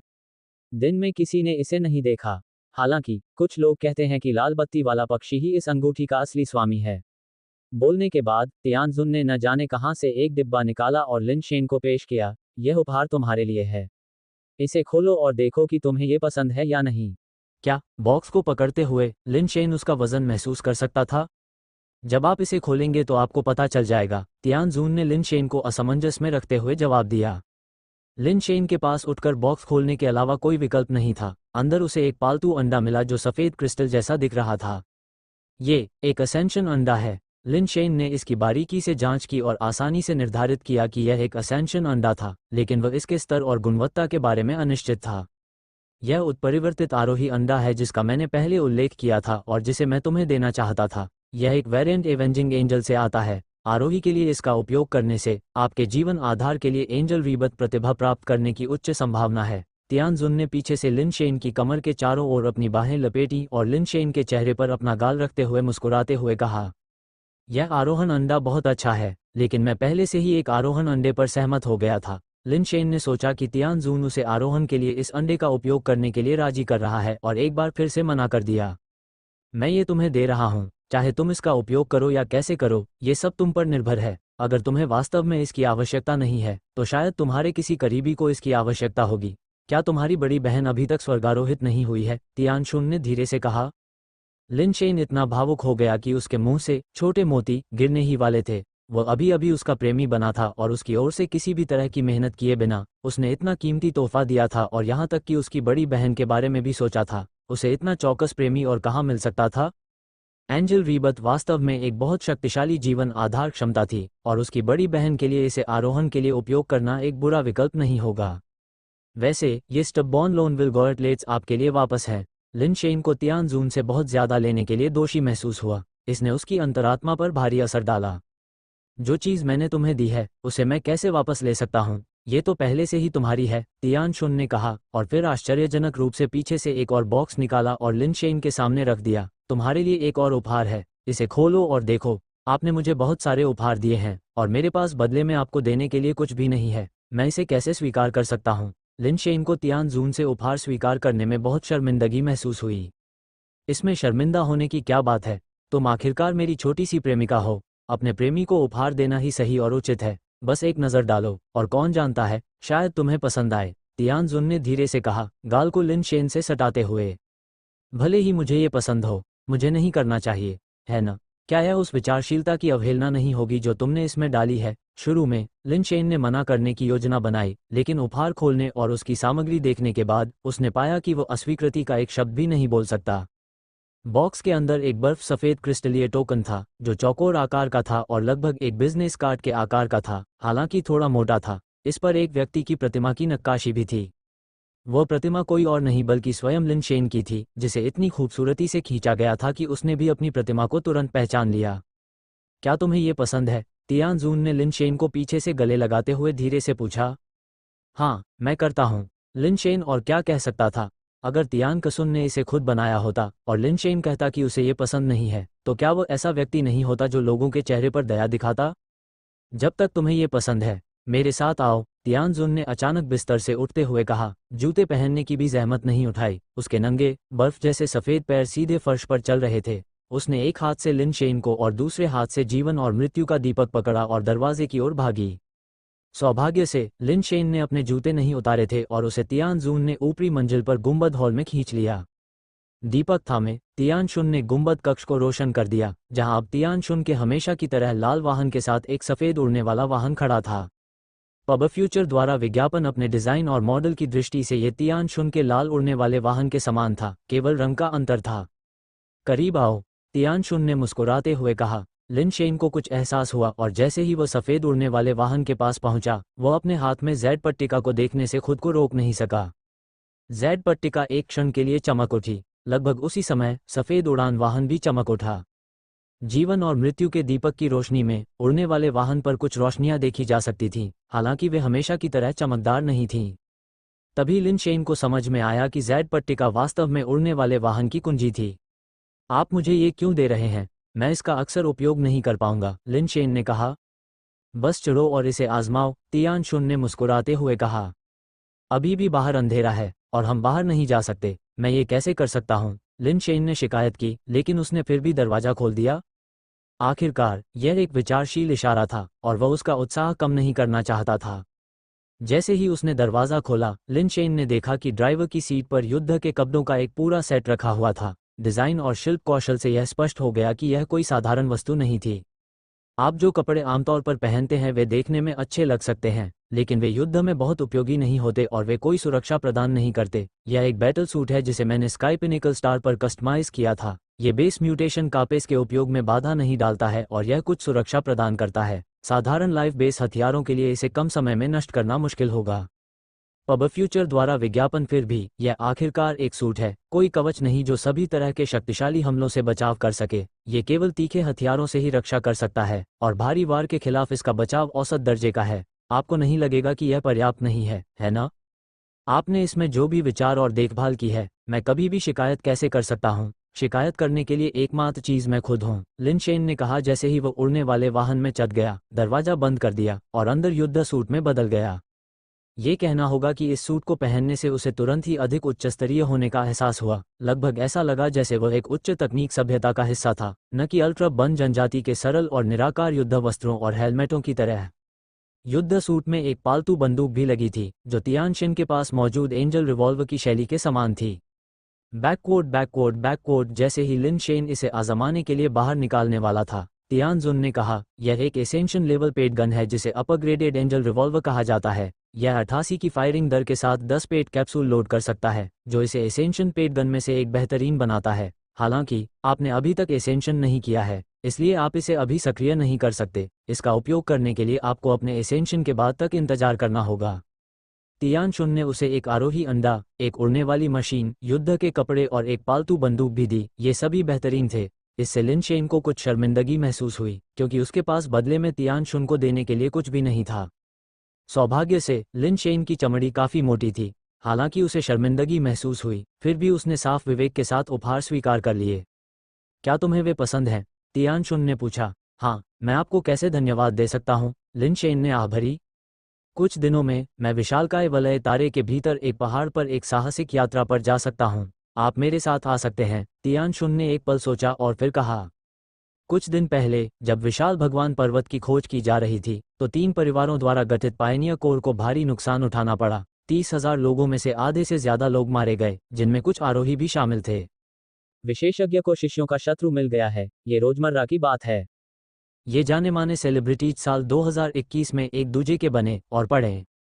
हालांकि भारी कीमत चुकाने के बावजूद उन्होंने विशालकाय देव पर्वत के कुछ क्षेत्रों की स्थिति का कमोबेश पता लगा लिया और यहां तक कि एक बहुत ही जादुई क्षेत्र की खोज भी कर ली। केवल म्यूटेटर ही उस क्षेत्र में प्रवेश कर सकते थे, जहां एक विशेष प्रकार का बेस म्यूटेशन पौधा उगता था।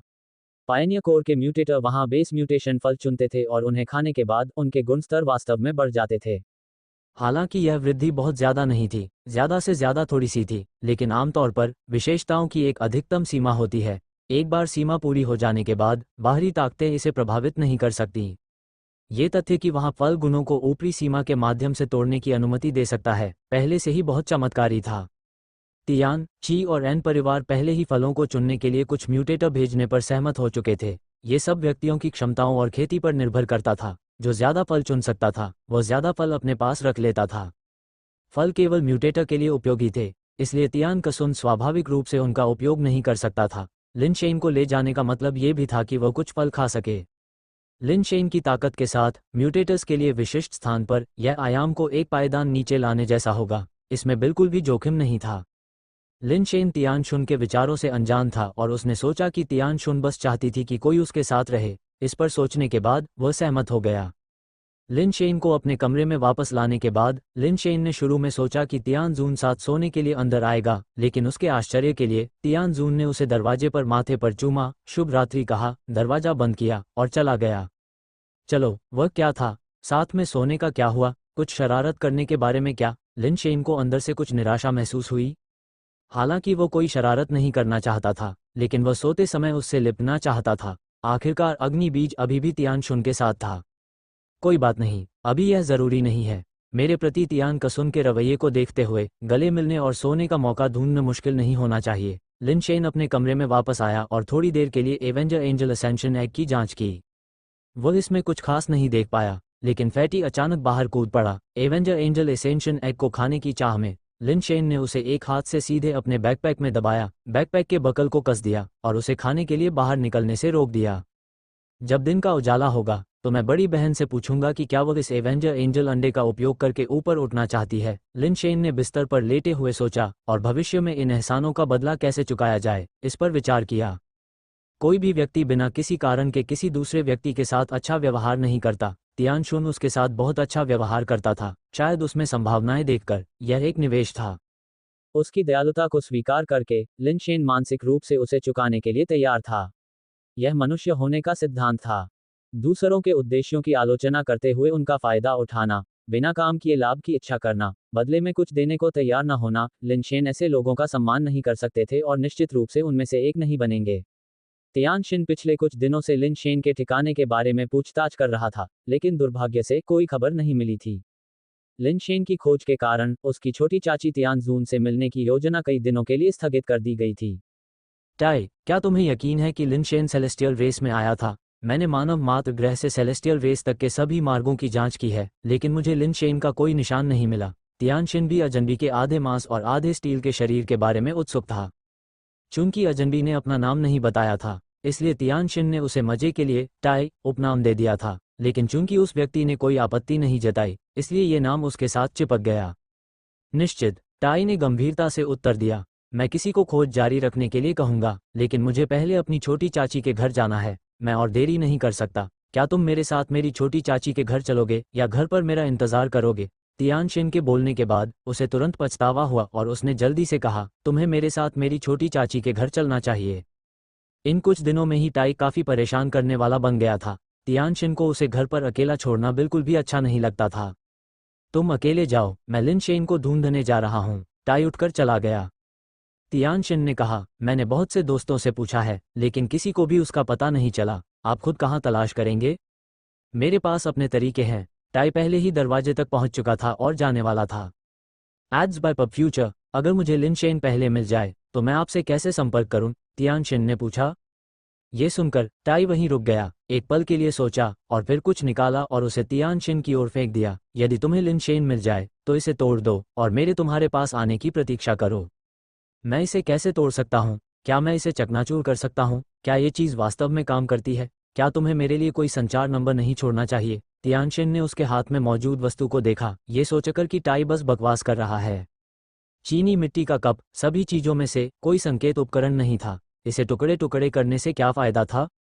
भले ही यह एक सिग्नल डिवाइस हो, विभिन्न ग्रहों के बीच सिग्नल भेजना आसान नहीं है, जब तक कि यह टेलीपोर्टर के साथ आने वाला संचारक न हो। तियानशिन ने सोचा कि टाई उसे ऐसी टूटी हुई चीज देकर बेवकूफ बना रहा है, लेकिन टाई पहले ही बिना किसी निशान के वहां से जा चुका था। वह कप को फेंकने वाला था, लेकिन दोबारा सोचने के बाद उसने उसे रखने का फैसला किया। ये टाई काफी दिलचस्प है। अब विदा लेते हैं, कौन जानता है कि हम फिर मिलेंगे या नहीं? तियानशिन ने खुद से कहा। हालांकि टाई पिछले कुछ दिनों से परेशानी में थी, लेकिन तियानशिन को लगा कि टाई जैसे लोग, जो अपनी सच्ची भावनाओं के आधार पर काम करते हैं, वास्तव में दुर्लभ हैं। उसके जैसे किसी व्यक्ति के लिए ब्रह्मांड में जीवित रहना मुश्किल था। कोई भी व्यक्ति या कोई भी चीज जो उसे आपत्तिजनक लगती थी, वह सीधे कार्रवाई करने के लिए प्रेरित करता था, जिससे आसानी से उन शक्तिशाली व्यक्तियों को भड़काया जा सकता था जिनके साथ आपको उलझना नहीं चाहिए। इसीलिए तियानशिन को लगा कि वे फिर कभी नहीं मिलेंगे। कौन जानता था कि टाई कब किसी ऐसे व्यक्ति को नाराज कर देगा जिसे उसे नहीं करना चाहिए और किसी अनजान जगह पर मर जाएगा। अपना सामान इकट्ठा करने के बाद तियानशिन अपनी छोटी चाची तियानशुन को खोजने के लिए जायंट रिंग स्टार की ओर जाने के लिए तैयार हो गया। यद्यपि उसकी छोटी चाची और तियानशिन के पिता की मां एक नहीं थी, फिर भी तियानशिन का उसके साथ अच्छा रिश्ता था, यहाँ तक कि उसे एंजल रिवॉल्वर भी उन्हीं की ओर से उपहार में मिला था। Ads by Pub Future angel revolver के बारे में सोचते हुए तियानशिन के विचार लिन शेन की ओर मुड़ गए, जिसे वह पूरी तरह से परेशान करने वाला पाता था। सौभाग्यवश उसकी छोटी चाची ने उससे कहा था कि एक बार वह स्वर्गारोहण कर लेगा तो वह उसे एक आरोहण स्तर का एंजल रिवॉल्वर देगी। आखिरकार उसका अपना स्वर्गारोहण निकट था। बाद में वह एंजल रिवॉल्वर का उन्नत संस्करण प्राप्त करने में सक्षम होगा। वास्तव में यदि वह प्राचीन राज्य के राजा के खजाने की खोज में न लगा होता तो वह पहले ही स्वर्गारोहण कर चुका होता। ये पूरी तरह से इसलिए था क्योंकि एसेंशन उसे रियल्म किंग ग्रह में प्रवेश करने से रोक रहा था, जिसके कारण वो बेस म्यूटेशन स्तर पर बना हुआ था। उसे आश्चर्य हुआ कि उसे एक अप्रत्याशित लाभ हुआ था। कल ही उसे अपनी छोटी चाची से एक संदेश मिला जिसमें उसे जायंट रिंग स्टार पर जाने का निर्देश दिया गया था। वहाँ जायंट रिंग स्टार पर एक फल पाया गया था जो म्यूटेटर के गुण को बढ़ा सकता था, जो केवल म्यूटेटर के लिए प्रभावी था। तियानशिन के लिए यह निस्संदेह एक सुखद आश्चर्य था। यही कारण था कि वह विशालकाय रिंग स्टार तक पहुंचने के लिए इतनी जल्दी में था और उसने लिन शेन की खोज को फिलहाल रोक दिया था। टेलीपोर्टेशन स्टेशन की ओर जाते हुए उसे जायंट रिंग स्टार तक पहुंचने के लिए कई टेलीपोर्टेशन से गुजरना पड़ा और विशालकाय रिंग स्टार पर टेलीपोर्ट करने के लिए भी समय की आवश्यकता थी। उसे ये काम भोर में करना था, अन्यथा परेशानी हो सकती थी। तियानशिन ने तियानजुन को आश्चर्यचकित करने के बारे में सोचा, इसलिए उसने उसे पहले से सूचित नहीं किया और अकेले ही विशालकाय रिंग स्टार पर टेलीपोर्ट हो गया।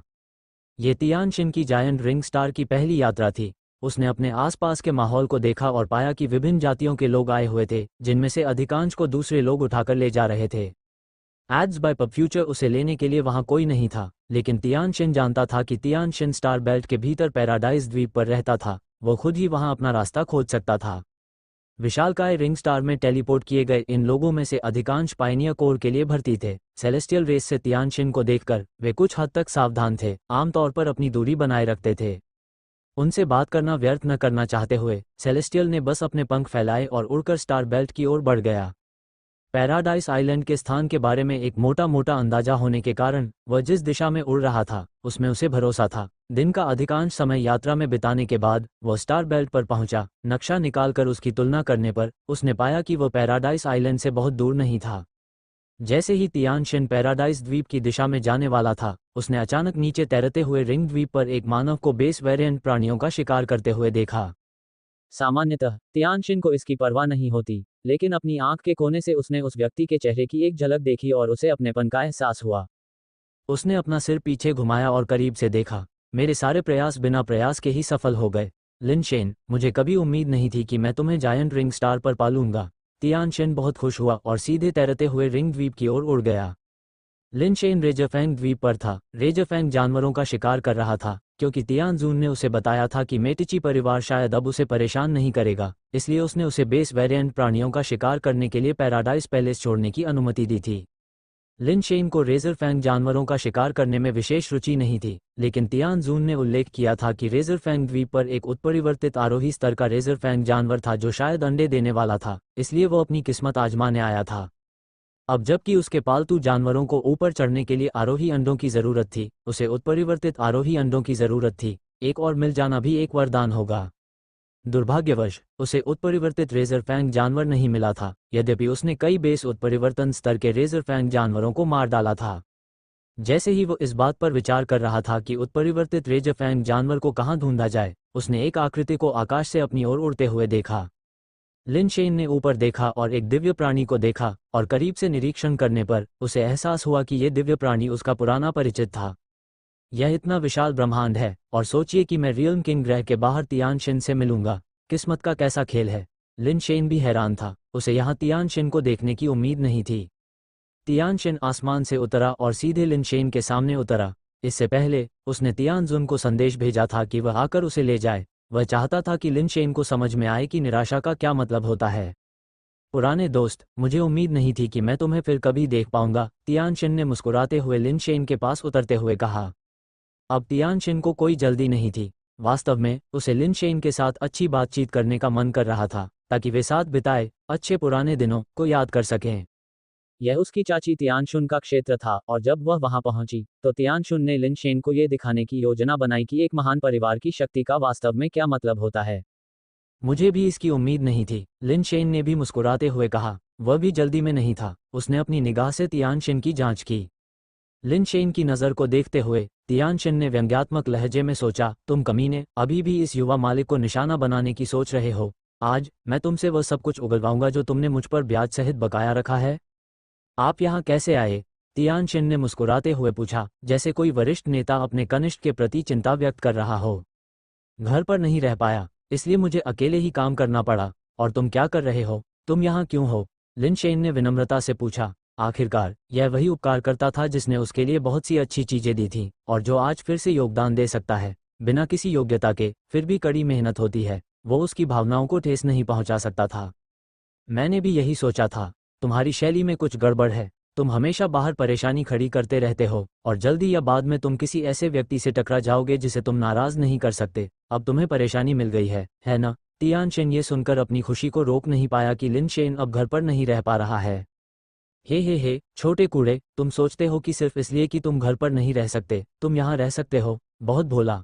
आज यहाँ बड़ा भाई तुम्हें सिखाएगा कि कैसे व्यवहार करना है। आप बिल्कुल सही कह रहे हैं, मैं भविष्य में सावधान रहूंगा, लिन शेन ने उत्तर दिया और एक पल सोचने के बाद उसने पूछा, लेकिन आप यहाँ क्यों आए हैं? क्या ऐसा हो सकता है कि आप घर पर भी ऐसा नहीं कर सकते? ये कैसे संभव हो सकता है? मैं किस तरह का व्यक्ति हूँ और मैं किसे जानता हूँ? मेरे दोस्त पूरे ब्रह्मांड में हैं। मैं तुम्हारे जितना दुखी कैसे हो सकता हूँ जो अपने घर में भी नहीं रह सकता? लिटिल लिन, मुझे कहना है, हर किसी को दयालु होना चाहिए। तुम्हें खुद ही कड़ी मेहनत करनी होगी, हमेशा दूसरों से चोरी करने के बारे में नहीं सोचना चाहिए। तियानशिन ने मुस्कुराते हुए कहा, जल्द या बाद में इससे भारी नुकसान होगा। तो आप कह रहे हैं कि आपके पास विशालकाय रिंग स्टार पर भी दोस्त हैं? लिन शेन आधे दिन से तियानशिन के साथ बकवास कर रहा था, बस ये पता लगाने के लिए कि क्या तियानशिन का यहाँ के सेलेस्टियल्स के साथ कोई संबंध है। यदि उसका तियान कसुन से कोई संबंध नहीं होता तो लिन शेन आगे बढ़कर रहस्य बॉक्स खोल सकता था, ये देखने के लिए कि इस बार तियान कसिन उसके लिए क्या अच्छी चीजें लाया था। यदि तियानशिन तियान कसुन से संबंधित होता या उसका अधीनस्थ होता तो अभिनय करना इतना आसान नहीं होता। आखिरकार वह और तियान कसुन अब एक ही नाव पर सवार थे, इसलिए वह उसकी अधीनस्थ की संपत्ति को लूट नहीं सकता था। ये बात हर जगह फैलाना अच्छा नहीं लगेगा। मेरे पास वास्तव में विशालकाय रिंग स्टार पर कोई दोस्त नहीं है, तियानशिन ने खुद से सोचा। मैं सच कह रहा हूँ, मेरा यहाँ वास्तव में कोई दोस्त नहीं है, बस एक आंटी है, बस इतना ही। आप कैसे कह सकते हैं कि आपका कोई दोस्त नहीं है? मैं आपका पुराना दोस्त हूँ, है ना? लिन शेन ने प्रसन्नतापूर्वक उत्तर दिया। उसे लगा कि रहस्य बॉक्स पहले से ही आधा खुला हुआ था। मुझे आपके बात करने का तरीका पसंद है, हम वास्तव में पुराने दोस्त हैं, तियानशिन ने प्रसन्न होकर कहा और दोनों एक दूसरे को देखकर खुशी से हंस पड़े। पुराने दोस्त से मिल रहे हैं, क्या उपहार लाए हैं? हंसने के बाद दोनों एक दूसरे की ओर देखकर एक स्वर में बोले। छोटे तियानशिन, तुम ही यहाँ गलत जगह पर हो, तुम बड़े भाई से मिलने आए हो, निश्चित रूप से तुम्हें ही उपहार लाना चाहिए, लिन शेन ने गंभीरता से कहा। छोटे लिन, तुम्हारी बातें भी ठीक नहीं हैं, उम्र के लिहाज से मैं बड़ा भाई हूँ और तुम जवान हो, तियानशिन ने मुंह बिचकाते हुए कहा। अगर तुम इसी तरह खेलना चाहते हो तो कोई बात नहीं, हमारी दोस्ती को देखते हुए कुछ ऐसा लाओ और मैं तुम्हारे लिए पैराडाइस आइलैंड पर एक अच्छी जगह ढूंढ दूंगा, बस मुझे पायनियर कोर में मत भेजना, लिन शेन ने आगे कहा, ये जानने के लिए उत्सुक कि क्या तियानशिन वास्तव में तियानजुन का अधीनस्थ था। हालांकि तियानशिन एक दिव्य प्राणी था और उसका उपनाम तियान था, लेकिन तियान नाम वाले दिव्य प्राणियों की बहुतायत को देखते हुए उनके बीच संबंध होने की संभावना बहुत कम थी। फिर भी तथ्यों का पता लगाना बेहतर था। तुम्हारे पैराडाइस आइलैंड पर भी कनेक्शन है? ये सुनकर तियानशिन थोड़ा हैरान हो गया। हाँ, और वे महत्वहीन नहीं है, लिन शेन ने सिर हिलाया। तियानशिन ने मन ही मन उपहास किया और सोचा, तुम्हारे संबंध कितने महत्वपूर्ण हो सकते हैं जो मेरी चाची से भी अधिक हों, ऐसा दिखावा करके मुझे डराने की कोशिश कर रहे हो, है ना? तियानशिन ने देखा कि तियानजुन अभी तक नहीं आया था, इसलिए उसने फैसला किया कि उसे लिन शेन के स्वर्ग द्वीप पर क्या संबंध थे ये पता लगाने के लिए मूर्खता करनी चाहिए और फिर उन्हें खत्म करना चाहिए। इस विचार के साथ तियानशिन ने आश्चर्य व्यक्त किया, क्या पैराडाइस आइलैंड जैसी जगह में आपके संपर्क हैं? मैं हाल ही में इस बारे में चिंतित था, मुझे डर था कि मुझे पायनियर कोर में नियुक्त किया जाएगा। मुझे नहीं पता कि आपके पास किस तरह के संबंध हैं, लेकिन मुझे सोल्जर गार्ड या कुछ और के रूप में पैराडाइस आइलैंड में लाना पर्याप्त होगा, जब तक कि यह पायनियर कोर ना हो। ये बहुत छोटी सी बात है, इसमें कोई समस्या नहीं है, लेकिन जैसा कि आप जानते हैं, पैराडाइज आइलैंड में प्रवेश करना इतना आसान नहीं है, लिन शेन ने मुस्कुराते हुए कहा। पैसे का मामला मोल तोल का है, मैं अपने साथ बहुत सारी अच्छी चीजें लाया हूँ, और अगर वह पर्याप्त नहीं है तो मैं अपने परिवार से कुछ और भेजने का तरीका भी निकाल सकता हूँ, लेकिन आपको मुझे बताना होगा, ये किस तरह का संबंध है? तियानशिन बहुत उत्सुक दिखाई दिया, उसका अभिनय वास्तव में काफी स्वाभाविक था। लिन शेन ने मूल रूप से तियानशिन को लूटने का इरादा किया था, लेकिन अगर वह तियानशिन को स्वेच्छा से अपना सामान सौंपने के लिए राजी कर लेता तो वह अपना प्रयास बचा लेता। तो लिन शेन ने पूछा, क्या आप जानते हैं कि विशालकाय रिंग स्टार का स्टार लॉर्ड कौन है? इतनी महत्वपूर्ण आकृति मैंने उन्हें कभी नहीं देखा, मैंने केवल ये सुना है कि विशालकाय रिंग स्टार पर सबसे शक्तिशाली आकृति एक निर्वाण स्तर की शक्तिशाली है, मुझे लगता है कि उसका नाम तियानजून है, तियानशिन ने कहा। यह समझ में नहीं आया कि लिन शेन ने अचानक स्टार लॉर्ड का उल्लेख क्यों किया। सही है, ये तियानशुन है, मेरा तियान शुन के साथ थोड़ा सा संबंध है और तुम्हारा छोटा सा मामला मेरे हिसाब से कुछ भी नहीं है। लिन शेन ने तियान शुन की प्रतिक्रिया देखने के लिए जानबूझकर तियान शुन का नाम बताया। उसे लग रहा था कि तियान शिन और तियान शुन दोनों तियान परिवार से हैं और संयोग से एक ही ग्रह पर रहते हैं। उनमें कुछ संबंध हो सकते हैं जो बाद में समस्या पैदा कर सकता है यदि उसने तियान शुन को लूट लिया और फिर उसे तियान शुन को अपनी बात समझानी पड़ी। दुर्भाग्य से लिन शेन के लिए तियान शिन का अभिनय विस्फोटक रूप से शानदार था। लिन शेन के स्टार लॉर्ड के साथ संबंध की खबर से चौंककर उसने अचानक कहा, क्या तुम्हारा वास्तव में स्टार लॉर्ड के साथ कोई संबंध है? उस समय तियान शिन अपने मन में लिन शेन को कोस रहा था।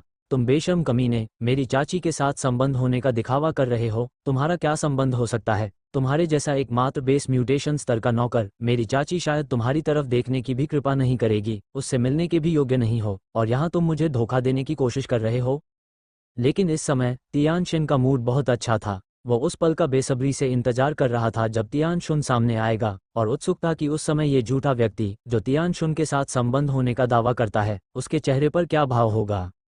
हाँ, तुमने कभी नहीं सोचा था कि मैं तियान शुन का भतीजा बनूंगा।